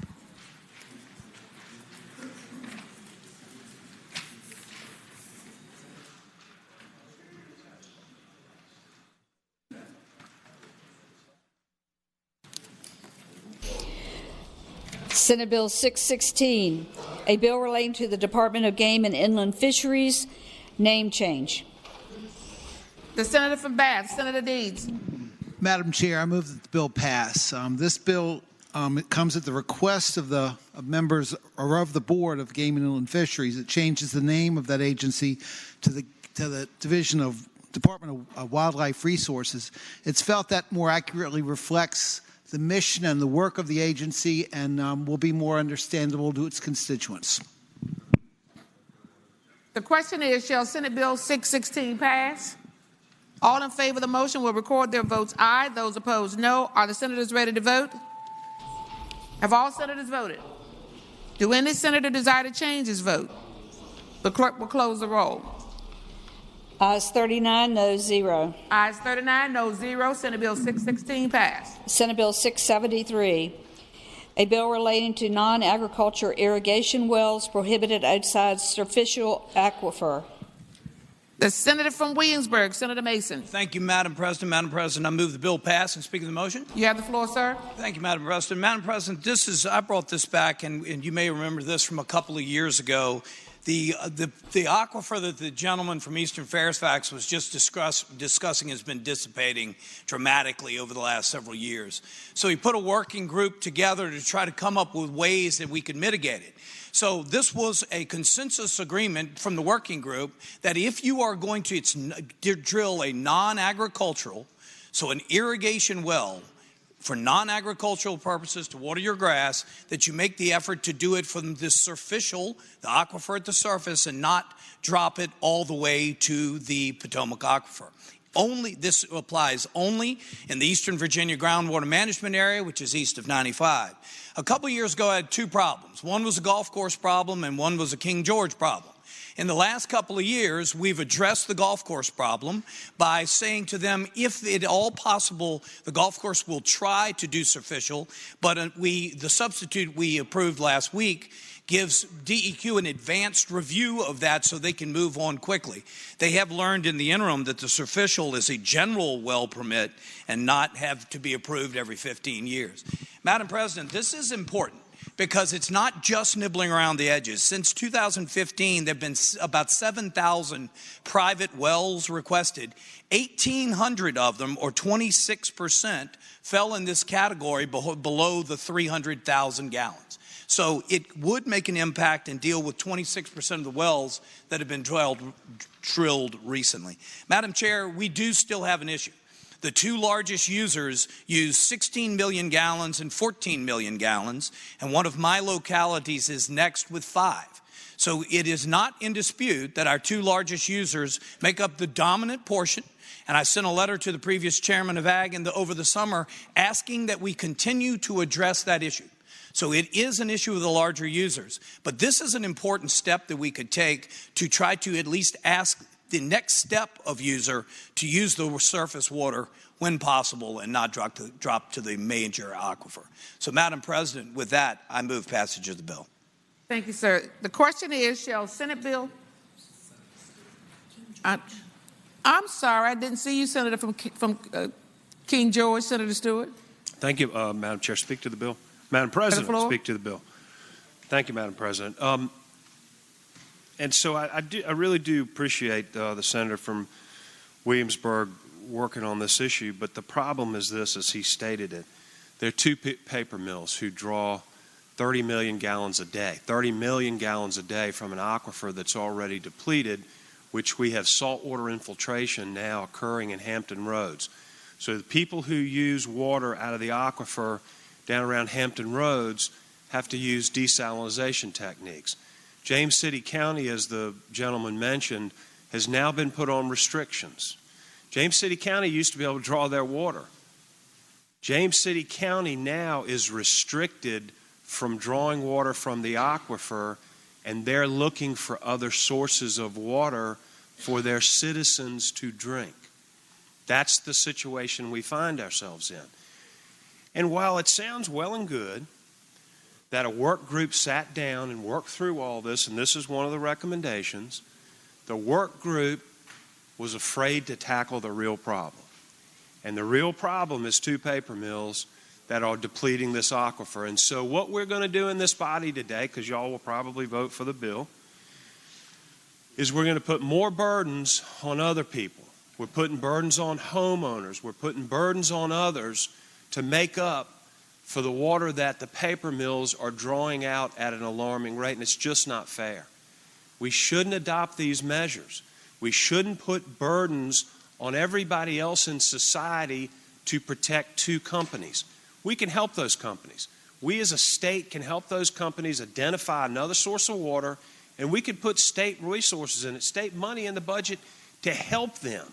But why in the world are we drawing the best quality drinking water from the Potomac aquifer that all of us need, and everybody east of 95 needs? It's why we don't want to frack in it, to bleach paper.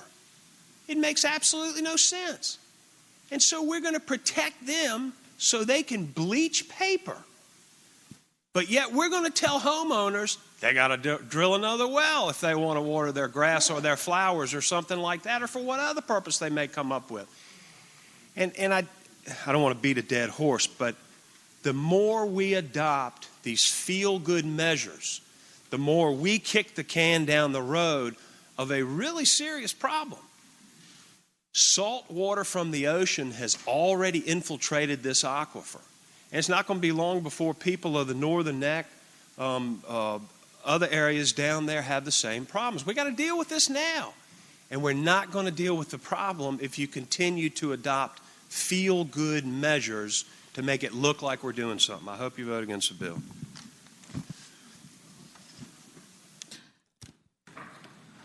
The question is, back to, oh, there's no name there. The senator from Eastern Fairfax County, Senator Searle. Thank you, Madam Chairman. Speaking to the bill. You have the floor. Thank you, Madam Chairman. Ladies and gentlemen, I support the bill, and I think this is, and I appreciate what the senator from King George is saying, but we got to do something here. 78 plus or minus years ago, my grandparents moved to Fairfax County back when it had 40,000 residents, and they founded with another group of people a community that ended up growing to about 106 homes that were all on 3 wells because there was no public water system back then. And when the county built out its water system, they fought back and kept their own private water system. And today, my home is still on a private water system. We're the only private water system in Fairfax County. And because we're east on 95, we're on that aquifer. There's only 3 other users, by the way, 3 golf courses in my neighborhood. This aquifer has dropped by 200 feet in 100 years. And it's a problem up and down the whole East Coast, all the way from New Jersey all the way to Georgia. And when one of our wells blew out about 2 years ago, we went back to DEQ, and the neighborhood did, to drill a new well. And DEQ came back and said, we're putting you on a time limit. You can only have that well for, I think, either 5 or 10 years because the aquifer in your neighborhood is not replenishing itself. Normally, when you pop a hole through the aquifer, the water's supposed to bubble up. It don't do that anymore because there's not enough pressure in the aquifer. And, immediately I started looking around for questions, and I stumbled upon the same thing that the senator from Williamsburg said, which is that my neighborhood uses about 10 million gallons a year. The paper company uses 10 million a day. Okay, maybe 30 million a day. Whatever it is, they use 300 times the water that my neighborhood uses. And so now we have people who are using water to drink, paying the price because there's some commercial users that aren't modulating their usage. And I've talked to DEQ about it, and they had a big report that came out with about 3 years ago, and they want to do something about it, but they need guidance from us. We haven't given it. And until we give them clearer guidance about who gets prioritization and how we're going to fix the problem, they're sort of stuck putting impositions on places like my neighborhood. So, I think this is sort of a Band-Aid we can put on the problem. It'll help. It ain't perfect, but it's a problem that we need to come to grips with, we need to try and solve long term because it's going to start to affect more and more people. And all of you all are going to start getting the same kind of calls that I got. If you represent anywhere east I-95, you're going to start getting the exact same phone calls because we're not dealing with the issue. So I support the bill. I think we need to do it, but we need to really start to come to grips with this and try and deal with it. This affects 4 million people and dozens of jurisdictions. The junior senator from Richmond City, Senator Morrissey. Thank you, Madam Clerk. Madam President, excuse me, I beg your pardon. Madam President, would the senator from Williamsburg yield for a question? Will the senator yield? Yes, ma'am, I yield. I would ask the senator this. I actually voted for this in committee and only afterwards, doing a little bit more research, had second thoughts. And I would ask the senator to address the concern from the senator from Prince George that we are depleting the Potomac aquifer substantially and significantly percentage-wise, and is that not a reason to vote against your bill? And if not, please explain it to me. Madam President, I say to the gentleman that the gentleman from King George is right. The 2 major users are severely depleting the aquifer. But we can do things along the way to help. And as I just stated earlier, since 2015, 26% of the permits could have fallen in this category of up to 300,000 gallons a day. So It's not I say to the gentleman, it's not an either or, it's an and. We make the smaller steps along the way while never losing sight of the importance of the gentleman from King George's point. Madam President, would the gentleman yield for one final question? Will the gentleman yield? Yes, ma'am, I yield. I think I understood during his initial explanation that it was voluntary in the sense that you would try to draw water from the surface, and only if that was unsuccessful would you go down to the major aquifer. And is that first the case, and second, does that address the problem that it's still voluntary and that the entity could still drill down to the major Potomac aquifer? Madam President, I say to the gentleman, voluntary is coming in the next bill. This is a requirement that you're required to at least try the superficial aquifer. One point that's important to make is if you have a well currently, you're grandfathered. You're not required to replace. But if you are a 40-acre farm and you divide into 10 4-acre lots and you want to set up an irrigation system for one of the 4-acre lots to water a 2-acre yard, you have to try the superficial aquifer, see if it will satisfy your needs, and if it does not, you may then drop to the lower aquifer.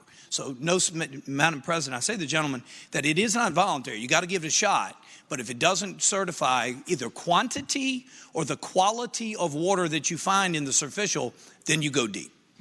I thank the senator.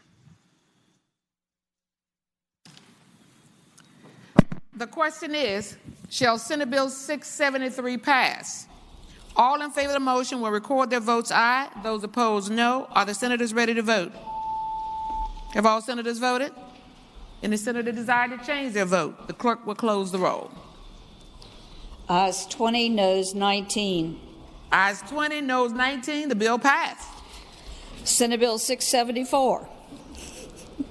The senator from Prince William, Senator McKnight. A bill relating to voluntary forest mitigation agreements.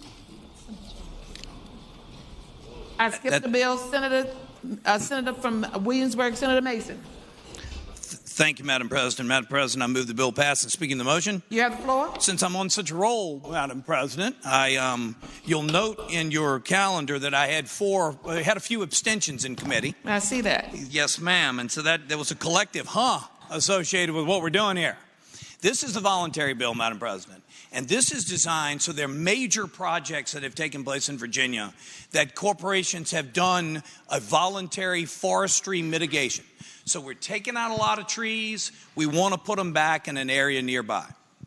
That's already been done. What this does is lay out a structure for you doing that in the future. This is voluntary. You can't go in and say, we're going to replace all the trees, we're going to take you down, so state of Virginia, please approve our project. No, ma'am. It does not guarantee approval. It has nothing to do with a locality granting the right. It simply sets up a framework for a corporation who is going to do a big project that would take out a lot of trees to come to the Commonwealth, agree with set up a contract, set up a deal with the Commonwealth to replace trees that they're going to take away. This is entirely voluntary, but sets up a structure just like our wetlands mitigation programs of the day. So with that, Madam President, I move we pass the bill. The question is, shall Senate Bill 674, oh, I'm sorry, it's Madam Senator President. from King George, Senator Stewart. Thank you, Madam President. Speaking to the bill. You have the floor, sir. Thank you, Madam President. I'm sorry to address all the bills of the senator from Williamsburg, and I probably won't do any better on this one than I did on the last one. But this issue concerns me for this reason. We all know about proffers in Virginia and their voluntary system. And right now we've got a system where people can agree to plant trees if they want to mitigate something, and it's working just fine. Once you set up a regulatory framework like we did with proffers, then it resembles extortion. And that concerns me. And I'll give you a really good example. To some of you all's surprise, I will tell you that I represent large companies to do solar farms. And as a zoning attorney, and I do a fair amount of that. And so now, in order to get a solar farm zoned if you're taking out timber, because most localities don't want to put it on farmland if it's good production land. So they're moving towards timberland. Now we're going to find a situation where you're going to have to find land somewhere else to plant trees in order to take these trees down if you want to put up solar panels. And this is what I tell you will evolve. And you don't see that in this, but it's the concern that I have as a result of it. When you do something voluntary, why don't we just keep letting them do it voluntary? Now all of a sudden we're going to set up a regulatory framework, and people are going to say, well, you know, if you want this permit, then I think you need to identify 500 acres over here somewhere, and you put those trees up. And then we can talk about the permit. And I don't think that's the gentleman's intention, and I don't think that's the intention of whoever came up with the idea of this bill. But practically, that's what's going to happen. And I can assure you of that. There will be discussions now, and I use a solar farm as an example because it's the one that's the freshest in my mind, because I'm working on a big one right now as a zoning case. And this is what you're going to see in order to get these things zoned, and it's going to apply all over the place. I think we ought to just leave the voluntary program alone and let these folks do it, and then you don't have it going into the zoning arena. The question is, okay, I'm looking around, don't see anybody. Okay, the question is, shall Senate Bill 674 pass? All in favor of the motion will record their votes aye. Those opposed, no. Are the senators ready to vote? Have all senators voted? Do any senator desire to change their vote? The clerk will close the roll.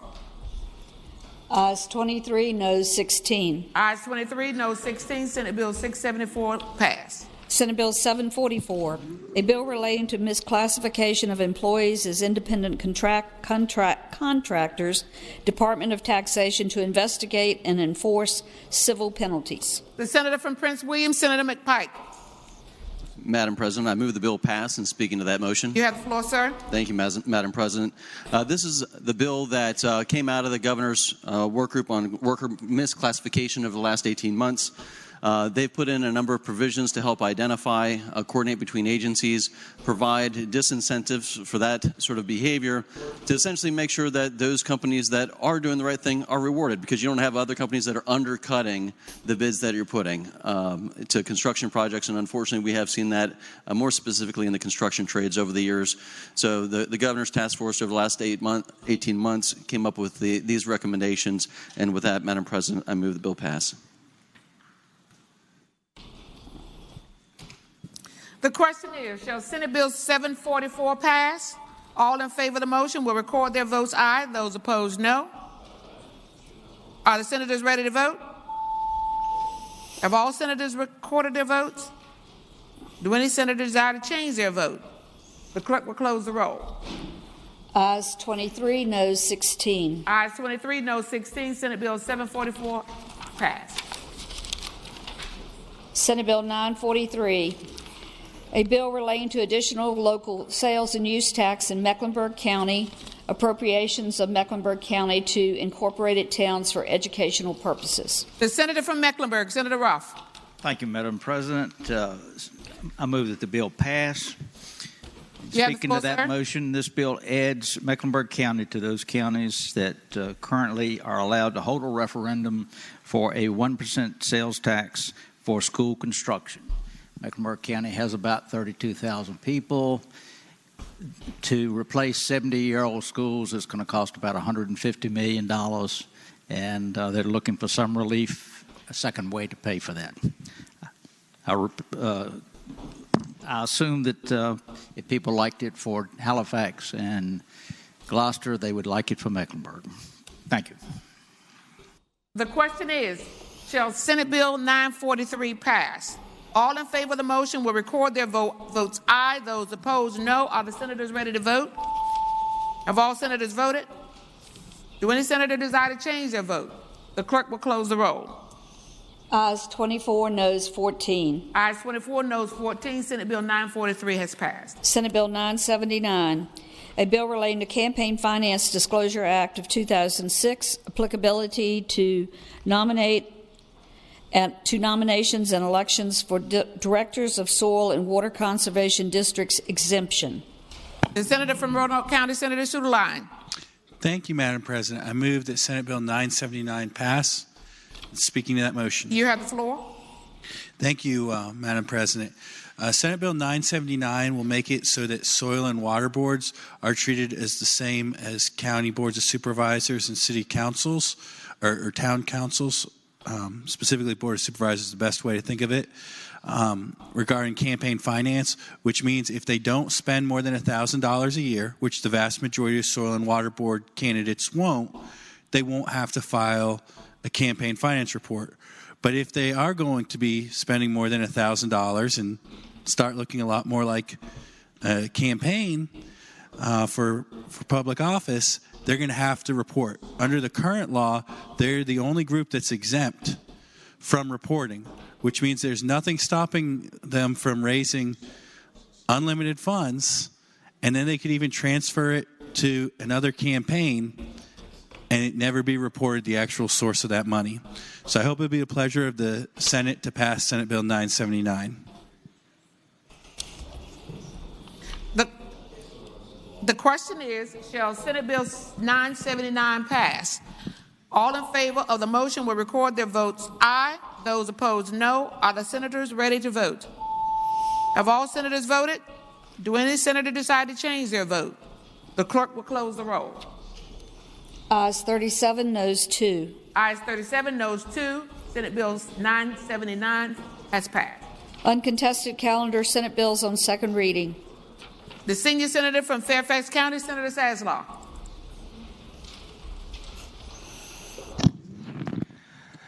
Madam President, I move that all Senate bills on second reading on the uncontested calendar, that's pages 19 through 29, Senate Bill 120 through 1008, be advanced to their engrossment and third reading in a block after the adoption of any amendments thereto. Any senator desiring to remove a bill from the block, please do so after the clerk has read the number of the bill. The question is, shall the Senate bills on second reading on the uncontested calendar on pages 19 through 29, Senate Bill 120 through Senate Bill 1008, be engrossed in advance to their third reading in the block after the adoption of the amendments thereto, that any senator desired to remove a bill from the block do so after the clerk has read the number of the bill? All in favor of the motion will say aye. Aye. Those opposed say no. Well, one no. The ayes have it. The motion is agreed to. The clerk will read the number of the bills. Senate Bill 120, reported from the Committee on Education and Health. Senate Bill 122, reported from the Committee on Education and Health with a substitute. The senator from Southern Fairfax County.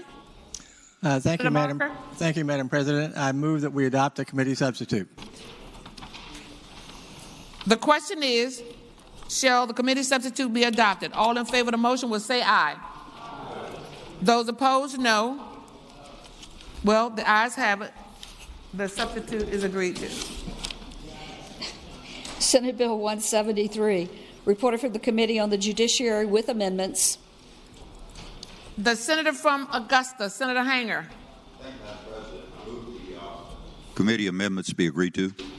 The question is, shall the committee amendments be agreed to? All in favor of the motion will say aye. Aye. Those opposed, no.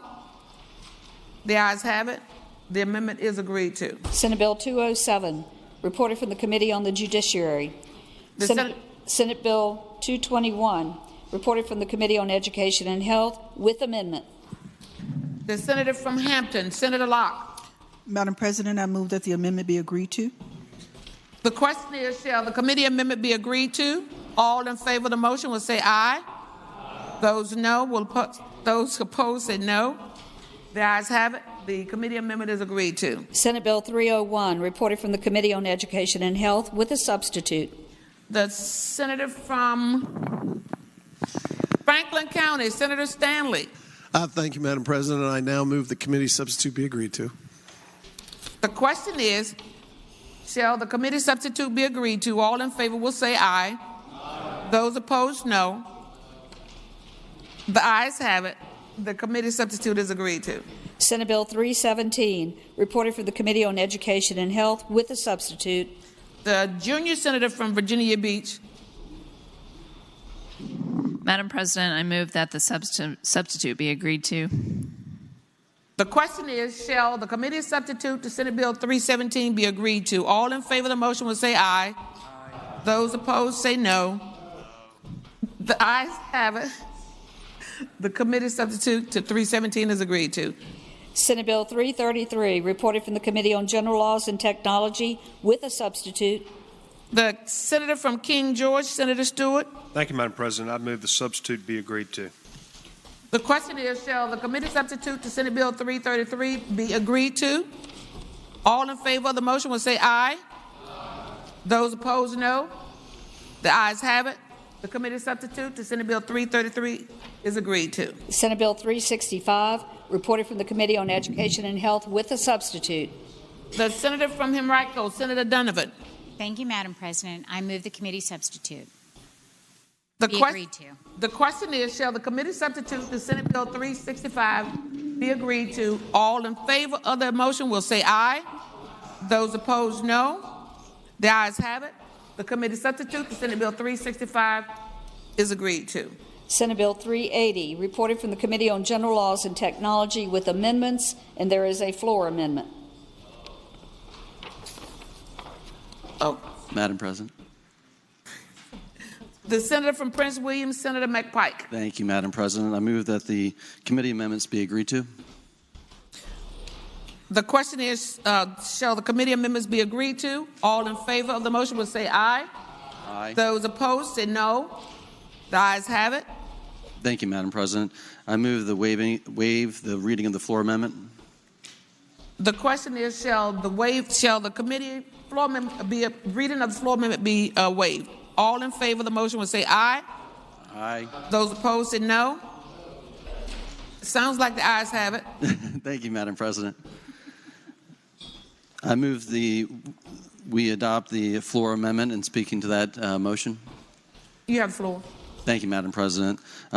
This simply adds in if a company's been pre-qualified by VDOT, the provisions of the bill don't apply. This is a request and I consider it a friendly amendment and ask that the amendment be adopted. Thank you, Madam President. You're welcome. The question is, shall the floor amendment, the Senate Bill 380, be agreed to? All in favor of the motion will say aye. Those opposed, no. The ayes have it. The floor amendment to Senate Bill 380 has been agreed to. Senate Bill 386, reported from the Committee on Education and Health with a substitute. The senator from Prince William, Senator McPike. Thank you, Madam President. I move that the substitute be agreed to. The question is, shall the committee substitute be agreed to? All in favor of the motion will record their votes, will say aye. Those opposed say no. The ayes have it. The committee substitute is agreed to. Senate Bill 445, reported from the Committee on General Laws and Technology with a substitute. The senator from Roanoke City, Senator Edwards. Madam President, I move that the substitute be adopted. The question is, shall the committee substitute to Senate Bill 445 be adopted? All in favor of that motion say aye. Those opposed, no. The ayes have it. The committee substitute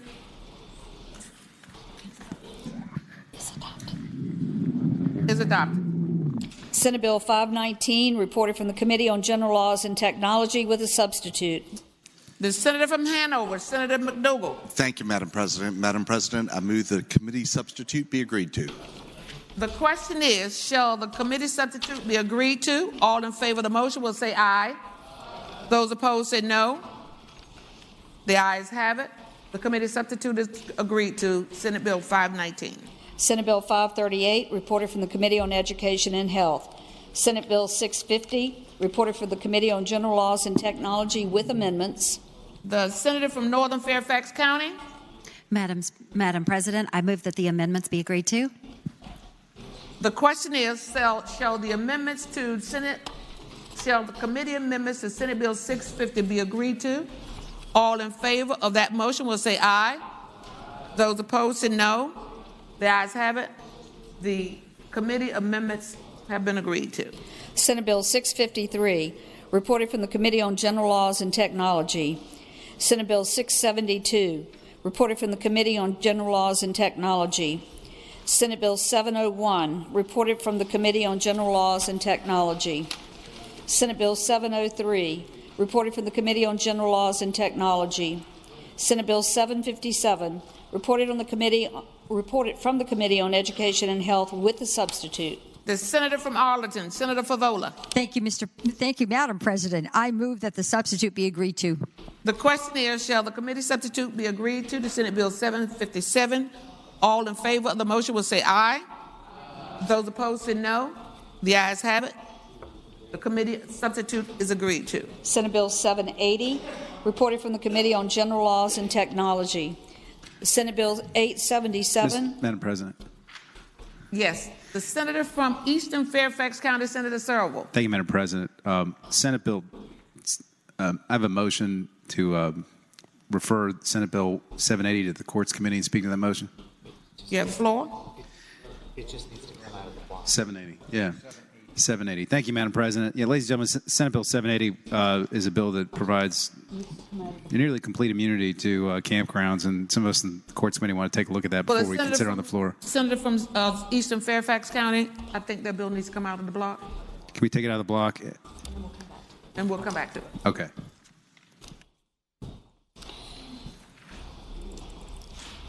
Senate Bill 877, reported from the Committee on General Laws and Technology.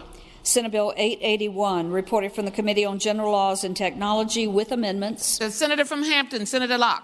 Madam President, I move that the amendments be agreed to.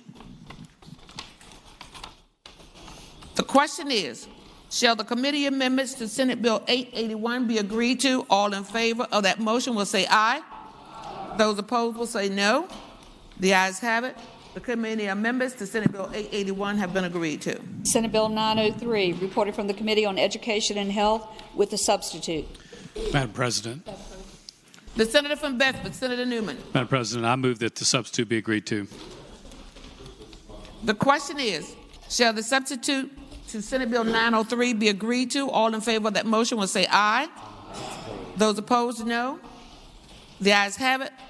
The committee substitute to Senate Bill 903 passed. Senate Bill 913, reported from the Committee on Education and Health. Senate Bill 980, reported from the Committee on General Laws and Technology. Senate Bill 981, reported from the Committee on Education and Health, reported from the Committee on General Laws and Technology, and there is a floor amendment. The senator from Roanoke City, Senator Suderline. Madam President, I move that the Senate waive the reading of the floor amendments. The question is, shall the waiving of the floor amendment, shall the floor amendment be waived? All in favor say aye. All opposed say no. The ayes have it. The floor amendment has been waived. Reading of the floor amendment has been waived. Thank you, Madam President. I move the Senate adopt the floor amendments to Senate Bill 981. And speaking briefly to that motion. You have the floor.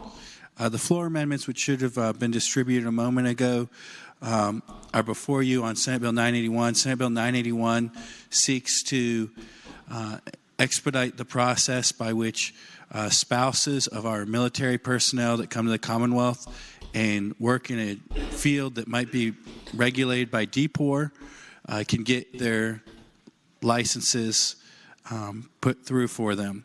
The amendments that are before you right now came at the suggestion of the Northam administrations, the folks there working on veterans issues. And I believe that by making these amendments, we might be able to expand it to a few more folks. And happy to take any questions, but renew my motion. The question is, shall the floor amendment to Senate Bill 981 be agreed to? All in favor of the motion will say aye. Aye. Those opposed, no. The ayes have it. The floor amendments to Senate Bill 981 have been agreed to. Senate Bill 1008, reported from the Committee on General Laws and Technology with amendment. The question is, the senator from Lynchburg. Let me turn this way. Senator Peake. Yes, sir, Madam President. I move the committee amendment.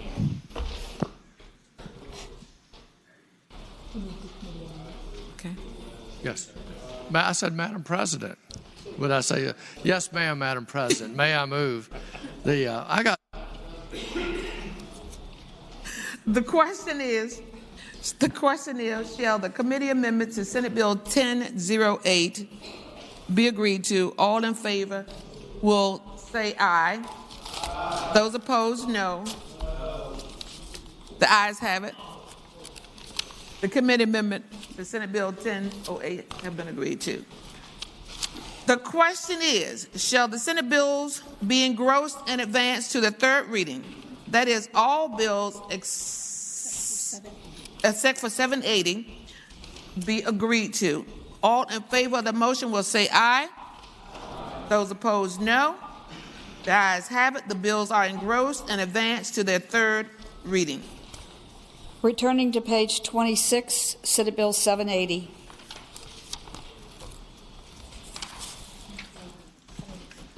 The senator from Eastern Fairfax. Thank you, Madam Chairman. As I said earlier, someone was looking at this bill and thought that it could use a review in courts. It has a lot of immunity in it, and so I'd move that the bill be referred to the Judiciary Committee. And I've spoken to the patron. The question is, shall Senate Bill 780 be referred to the Committee on Judiciary? All in favor of that motion will say aye. Noes have the same right. Say no. The ayes have it. The bill is referred to the Committee on the Judiciary. Regular calendar. Senate bills on second reading. Senate Bill 478, a bill relating to Clinch State Scenic River, Guest State Scenic River.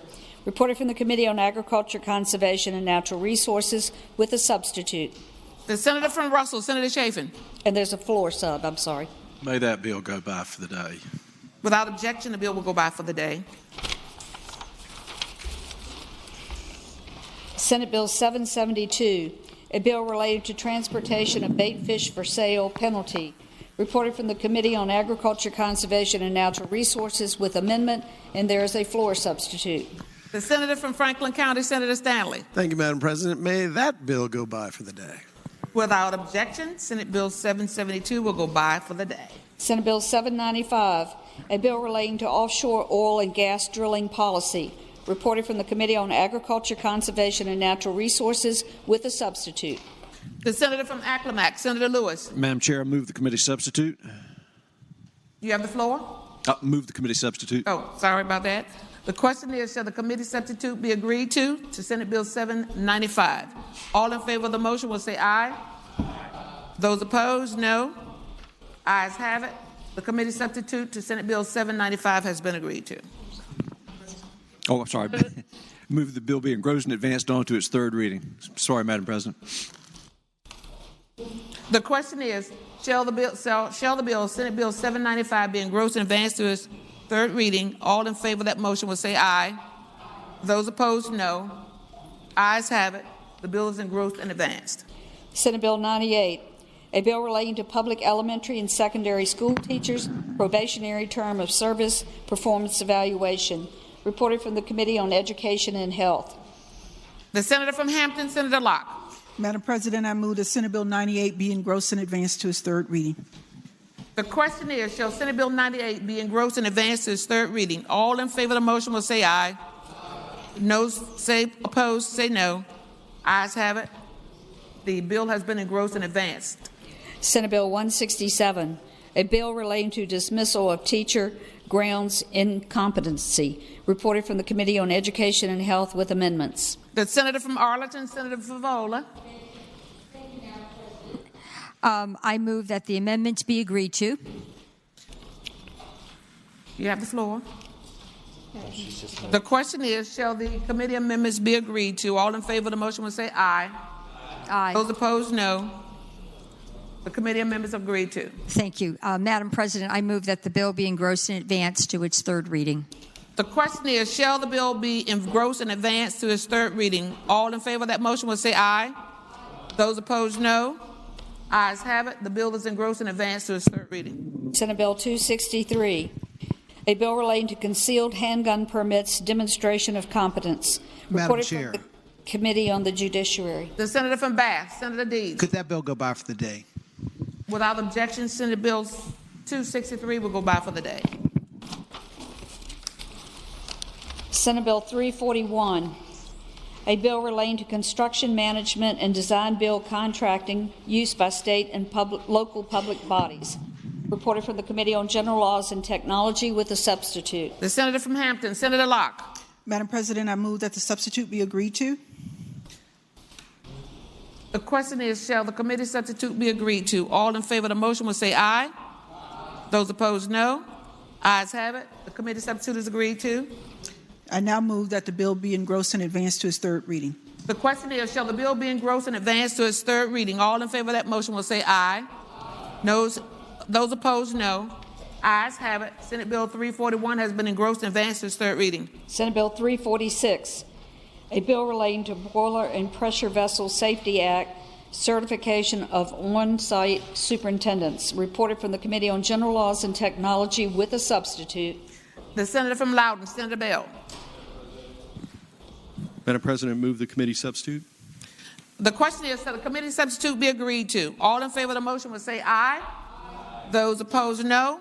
Ayes have it. The committee substitute has been agreed to. Madam President, move that the bill be engrossed and pass on to its third reading. The question is, shall Senate Bill 346 be engrossed and advanced to its third reading? All in favor of that motion will say aye. Those opposed, no. The ayes have it. Senate Bill 346 has been engrossed and advanced to its third reading. Senate Bill 377, a bill relating to teacher grievance procedures, hearing, 3-member fact-finding panel. Reported from the Committee on Education and Health. The senator from Loudoun, Senator Bell. Madam President, move the bill be engrossed and moved on to its third reading. The question is, shall the bill be engrossed and moved to its advanced to its third reading? All in favor will say aye. Those opposed, no. Senate Bill 377 has been engrossed and advanced to its third reading. Senate Bill 479, a bill relating to protective orders, possession of firearms, surrender or transfer of firearms penalty. Reported from the Committee on the Judiciary with a substitute. The senator from Northern Fairfax County, Senator Howell. Madam President, I move the substitute be agreed to. The question is, shall the committee substitute be agreed to? All in favor of that motion will say aye. Those opposed, no. The ayes have it. The committee substitute has been agreed to.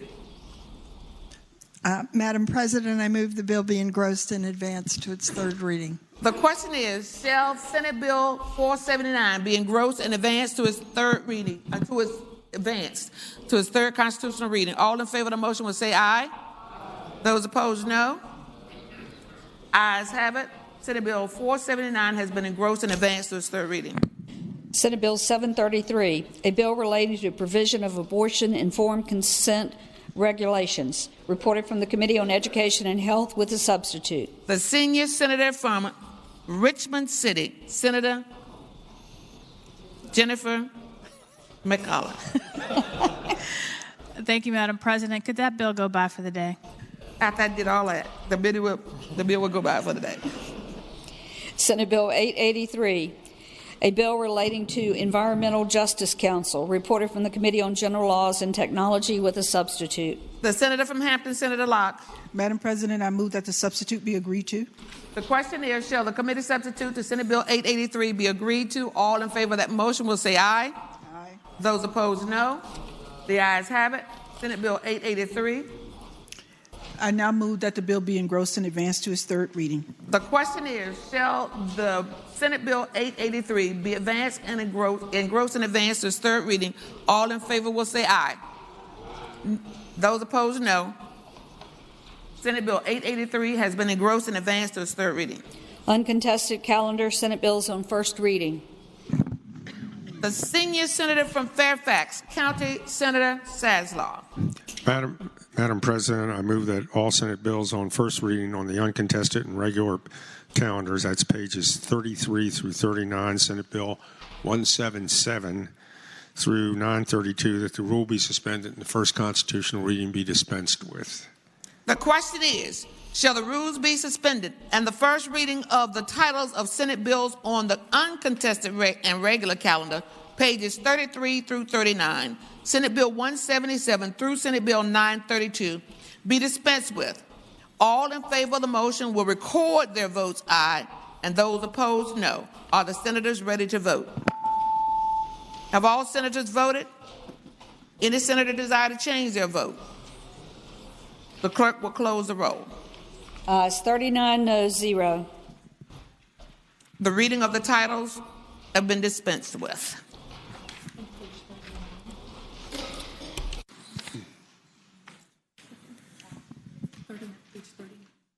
Page 39.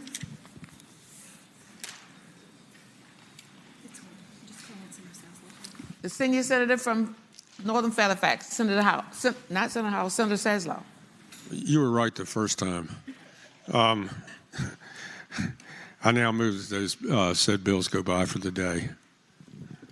The question is, shall the Senate bills on the uncontested and regular calendars now on second reading be passed by for the day? All in favor of the motion will say aye. Those opposed say no. The ayes have it. The bills will go by for the day. Regular calendar, House Joint Resolution on third reading. House Joint Resolution 1, ratifying the Equal Rights Amendment to the Constitution of the United States. The senator from Bath, Senator Deeds. Madam President, I move that HJR pass, and I yield the floor to the to the senator from Hampton. Thank you, Madam President. You have the floor. We have debated this resolution when it was here as Senate Joint Resolution 1, so I will not take up much of the body's time as it relates to House Joint Resolution 1. The only thing I would like to say to us today is we must begin to see a world without discrimination of any kind. Equality based on sex is not just good for women, it is good for society. Advocate Alice Paul once said that there is nothing complicated about equality. There is nothing complicated about passage of the Equal Rights Amendment. It is a moment whose time has come.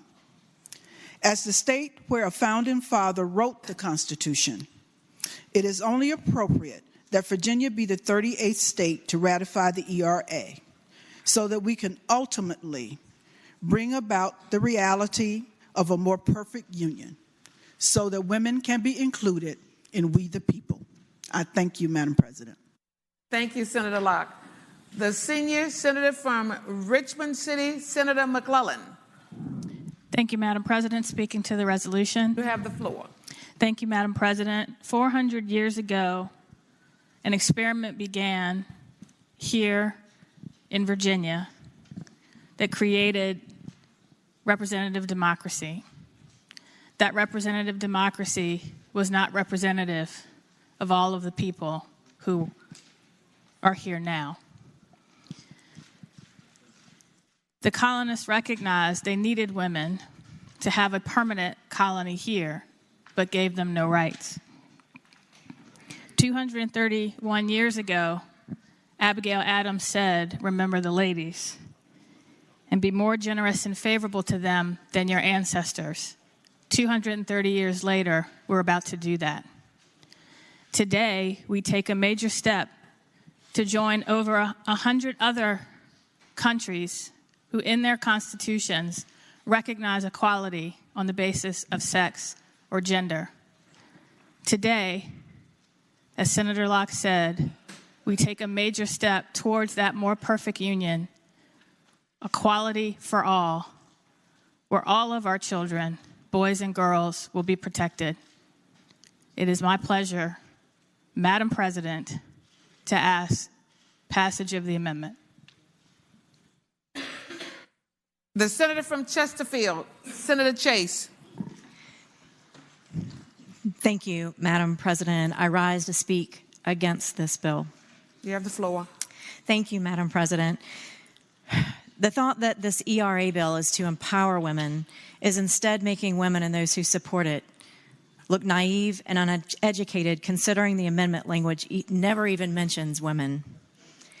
People can either read the bill in its full length, seeing it for the dangers against women it holds, or continue listening and spewing the liberal ERA talking points. The ERA does nothing for true equality of women, but uses women as a pawn to push the liberal agenda. The vague, poorly written language of the ERA does not allow any distinction to be made between men and women, even when it makes sense to do so based on their biological differences. As a result, the ERA will harm women and their children, born and unborn, by overturning laws and programs that benefit them. The ERA would be used to overturn all restrictions on abortion, including the partial birth abortion ban, third trimester abortion ban, and parental notice of minors seeking an abortion. The Equal Rights Amendment would be used to mandate taxpayer funding of elective Medicaid abortions. The so-called Equal Rights Amendment would impact the privacy and safety of women and girls by removing gender designations for bathrooms, locker rooms, jails, and hospital rooms. Women already have claim to equal rights through the 14th Amendment, Section 1, as well as numerous other laws in virtually all areas of American life. Employment, including equal pay, education, credit eligibility, housing, public accommodations, and the list goes on. The U.S. Supreme Court has already applied the 14th Amendment to women's issues. Ladies and gentlemen, we as Virginians believe and support that our rights come from our Creator. I believe that this very bill does completely the opposite. Thank you, Madam President.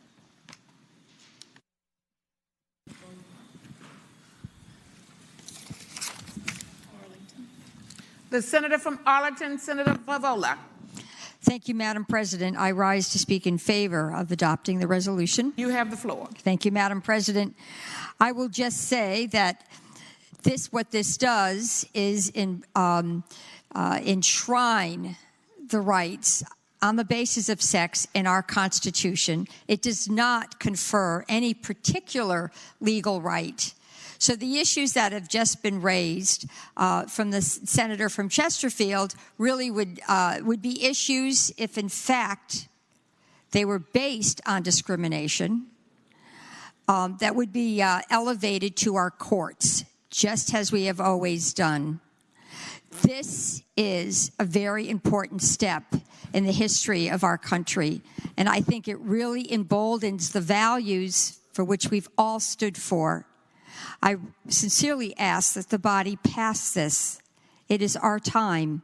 It is our time to make this statement, and it is our time to be the 38th state to ratify this amendment. Thank you. The senior senator from Richmond City, Senator McClellan. Thank you, Madam President. Just to rebut the senator from Chesterfield, as someone who has been well educated by more than one of our Virginia universities, the 19th Amendment, which provided the right for women to vote, uses the exact same terms as the ERA on the basis of sex. So there will not be any confusion on what that means. Republicans have supported the Equal Rights Amendment since before I was born, including here in this chamber multiple times. Justice Scalia, not exactly someone who supported the liberal agenda, said that the Constitution certainly does not require discrimination on the basis of sex. The only issue is whether it prohibits it. It does not. With our action today, we will ensure that it won't. And I renew the motion to pass HJ1. Seeing no other senators who desire to speak, this is going to be a voice vote. The question is, shall HJR1 to ratify the Equal Rights Amendment be agreed to? All in favor of that motion will say aye. Aye. Those opposed, no. Seeing 8 hands, it will be a recorded vote. The question is, shall HJR1 ratification and affirm the Equal Rights Amendment be agreed to? All in favor of that motion will record their votes aye. Those opposed, no. Are the senators ready to vote? Have all senators voted? Do any senator desire to change their vote? The clerk will close the roll. Ayes 27, noes 12. Ayes 27, noes 12.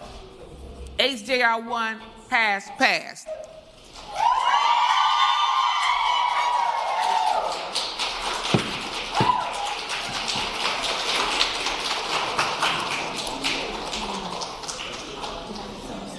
Uncontested calendar, Senate joint resolutions on third reading. The chair directs Senator Saslaw to inform the House of the vote on HJR 1. The Senate will be at ease.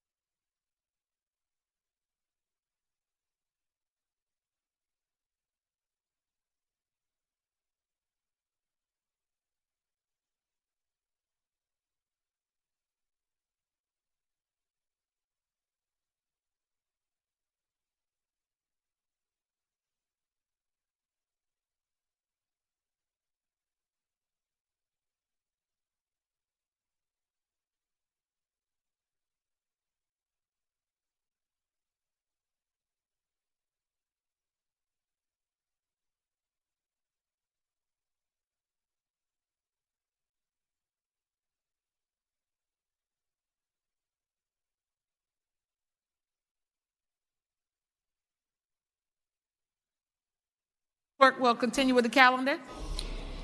Uncontested calendar, Senate Joint Resolutions on third reading. The senior senator from Fairfax County, Senator Saslaw. First reading. Madam President, I move that all Senate joint resolutions on first reading on the uncontested and regular calendar, pages 42 and Third reading on page 40. Oh, my mistake. I move that Senate joint resolutions on third reading uncontested calendar, pages 40 through 41, Senate joint resolution 44 through 73 be placed on their final passage in a block. Any senator desiring to remove a bill from the block, please do so after the clerk has read the number of the resolution. The question is, shall the Senate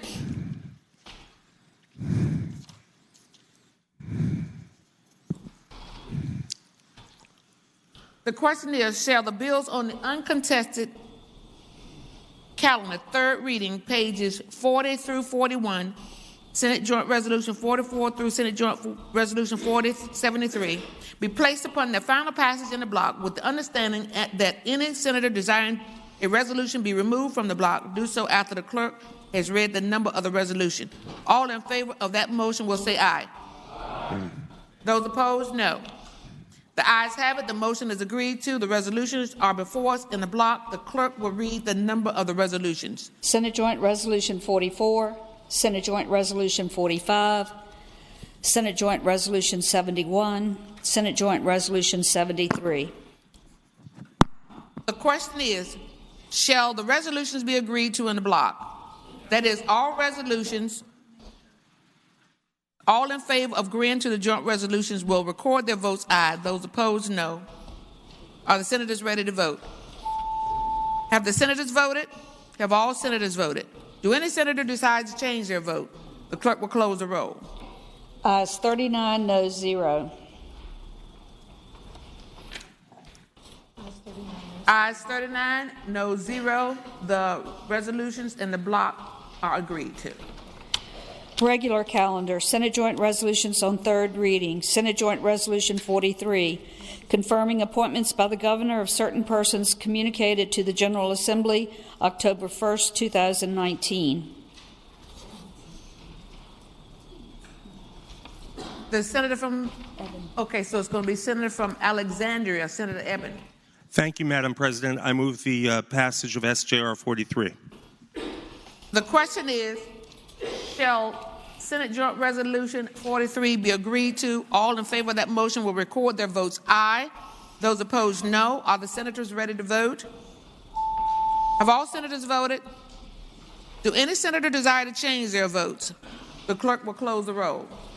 Ayes 39, no 0. Ayes 39, no 0. Joint Resolution 43 is agreed to. Senate Joint Resolution 46, confirming appointments by the governor of certain persons communicated to the General Assembly December 1st, 2019. The senator from Bath, Senator Deeds. Madam President.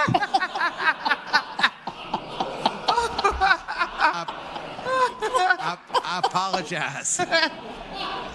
Madam President, I move passage of the resolution.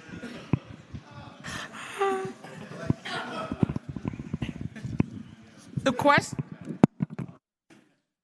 question is, shall Senate Joint Resolution 46 be agreed to? All in favor of the motion will record their votes aye. Those opposed, no. Are the senators ready to vote? Have all senators voted? Do any senator desire to change their vote? The clerk will close the roll. Ayes 38, noes 0. Rule 36-1. Ayes 38, no 0. Rules 36-1. SJR 46 is agreed to. Uncontested calendar, Senate Joint Resolution on first reading. The senator from Bath, Senator Deeds. Okay, the senator from Fairfax County, Senator Saslaw. Madam President, I move that all Senate joint resolutions on first reading on the uncontested regular calendar, pages 42 and 43, that's SJR 30 through 47, that the rules be suspended, the first constitutional reading of the resolutions of the titles be dispensed with. The question is, shall the rules be suspended in the first reading of the titles of the Senate joint resolutions on the uncontested and regular calendars, pages 42 through 43, SJR 30 through SJR 47, be waived? All in favor of the motion will record their votes aye. Those opposed, no. Are the senators ready to vote? Have all senators voted? Do any senator desire to change their vote? The clerk will close the roll. Ayes 38, no 0. Ayes 38, no 0. The Senate joint resolution in the block have passed. The senior senator from Fairfax County, Senator Saslaw. Madam President, I move that the rules be suspended and the Senate take up HJR 165 for immediate... Senator Saslaw? Yes. Could I have you to pass those bills by? Excuse me. I move that those resolutions go by for the day.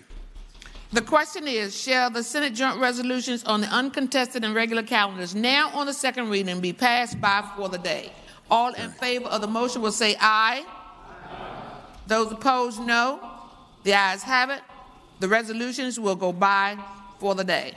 Uncontested calendar, Senate resolution on first reading. Senate Resolution 3, recognizing that the Virginia Beach Tragedy Fund is performing an essential government service with respect to the Virginia Beach mass shooting. The senator from Fairfax, Senator Saslaw. Madam President, I now move that the rules be suspended and HJR 165 be taken up for immediate consideration. And just a brief note before you call for the vote. Sure. That's the resolution on the commending the Washington Nationals on winning the World Series. Thank you, Senator Saslaw. The question is, shall the rules be suspended and HJR 165 be taken up for immediate consideration? All in favor of the motion will record their votes aye. Those opposed, no. Are the senators ready to vote? Have all the senators voted? Do any senator desire to change their votes? The clerk will close the roll. Ayes 39, no 0. Ayes 39, no 0. HJR 165 has been agreed to. The rules have been suspended. Sorry, I'm looking at a different page. The senior senator from the senior senator from Fairfax, Senator Saslaw. Well, I then move that the resolution be agreed to. The question You were supposed to read the title first, weren't you? Yes. Yes. I didn't get a chance. Well, she called on me. Sorry about that. House Joint Resolution number 165, commending the Washington Nationals. Now I move that the resolution be agreed to.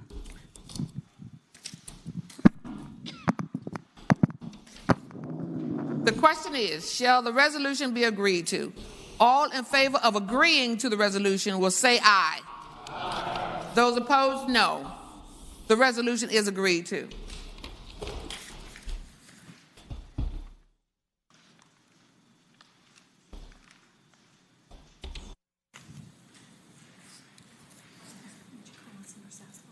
The senior senator from Fairfax County, Senator Saslaw. Madam President, I inquire of the clerk, does that complete the calendar for today? Yes, sir. Thank God. Is there any other business to come before the Senate? Madam The President. senator from Madam Augusta, President. Senator Hanger.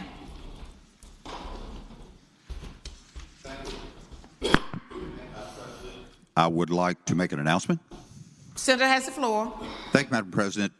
Members of the Senate, tonight the Outdoor Recreation Caucus will be holding their annual in-session reception, but we will be having it indoors on 8th Street, 118th 8th Street, which is just about a block, short walk from the Pocahontas building from 6 to 8 tonight. Probably going to have some ribs and cornbread. So hope some of y'all will be able to show up. Thank you. Thank the senator. Is there any other business to come before the Senate? Madam President. Madam President. The senator from Spotsylvania, Senator Reeves. Madam President, I rise for a point of personal privilege. You have the floor, sir. Madam President, members of the body, Saturday I was called by an old police partner of mine who informed me that a dear friend of ours, Master Police Officer and former Marine Greg Krause, took his own life.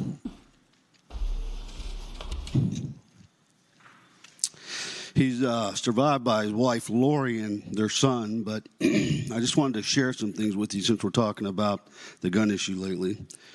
Recent studies show trauma and depression among first responders is at an all-time high. In 2017, there were 172 police officers who committed suicide. In 2017, suicide rates for veterans was 1.5 times higher than any other. In 2019, just this last year, 228 police officers committed suicide. 90% of those were male. 25% of them were veterans who had at least 20 years of service. Greg just filed his paperwork a few weeks ago to retire in April.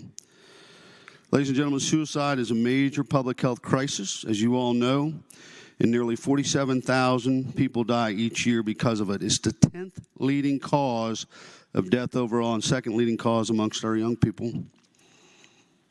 My question to this body is, when are we going to have real conversations about mental health, the catalyst to our whole gun debate? We talked about TDOs, we talked about those things, but we just talked about getting rid of the thing that makes it easy to do. But we haven't talked about mental health. Madam President, this afternoon I have to make a phone call, and that's going to be to Lori, Greg's wife, because I have their life insurance and his investments, and I've got to have a long, hard conversation with her. But ladies and gentlemen, it's time to back the badge and those first responders with actions and not words. You know, Greg was a warrior. He was a Marine. He lived a life where he knew evil existed, and where evil is powerless if the good are unafraid. And let me tell you something about my friend Greg Krause. He was unafraid. He was a good man. Madam President, I asked it as we adjourn today in memory of my good friend, Master Police Officer Greg Krause. Thank you. Is there any other business come before the Senate? The clerk will report any announcements on the desk. Today, Monday, January 27th, the Committee on Commerce and Labor will meet 15 minutes after adjournment, Senate Room A, Pocahontas. The Commerce and Labor Subcommittee on Energy will meet immediately upon adjournment of Commerce and Labor, Senate Room A, Pocahontas. Senators Spruill, Norman, Newman, Lucas, and Marsden. The Education and Health Subcommittee on Higher Education will meet 1 hour after adjournment in Senate Subcommittee Room 2, 5th floor, Pocahontas. Senators Locke, Peterson, Cosgrove, Chafin, and Hashmi. The Finance and Appropriations Subcommittee on Health and Human Resources will meet at 4 p.m. Senate Subcommittee Room 1, 5th floor, Pocahontas. Senators Howe, Hanger, Vogel, Barker, Deeds, Eben, and McClellan. The Judiciary Subcommittee on Civil Law will meet at 4 p.m. Senate Subcommittee Room 3, 5th floor, Pocahontas. Senators Peterson, Lucas, Norman, Obenshain, Chafin, McClellan, and Boysko. The Northern Virginia delegation will meet at 5 p.m. Senate Leadership Conference Room, 6th floor, Pocahontas. Tomorrow, Tuesday, January 28th, the Finance and Appropriations Subcommittee on Economic Development and Natural Resources will meet at 7:30 a.m. Senate Subcommittee Room 1, 5th floor, Pocahontas. Senators Marsden, Ruff, Howell, Saslaw, Hanger, and Barker. The Finance and Appropriations Subcommittee on General Government will meet at 7:30 a.m.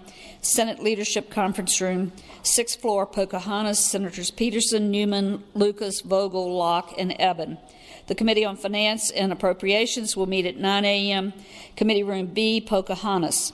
The Rehabilitation and Social Services Subcommittee on ABC will meet at 9 a.m. Senate Subcommittee Room 3, 5th floor, Pocahontas. Senators Mason, McPike, Spruill, Reeves, and Cosgrove.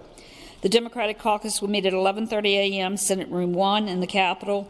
The Republican Caucus will meet at 11:30 a.m. Senate Room 2 in the Capitol. I'd like to now call on the President Pro Tem, Senator Newman. Madam President, before I make a motion at your request, I would like to just have us all thank you for a tremendous job you did today. Wow. Thanks.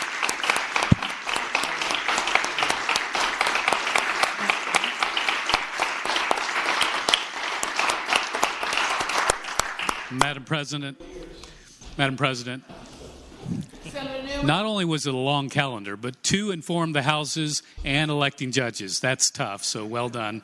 Thank you, Senator Newman. Madam President, at your request, I now move that the Senate do now adjourn until 12 noon tomorrow. And when we do so, Madam President, we do so in honor and memory of Master Police Officer Greg Krause.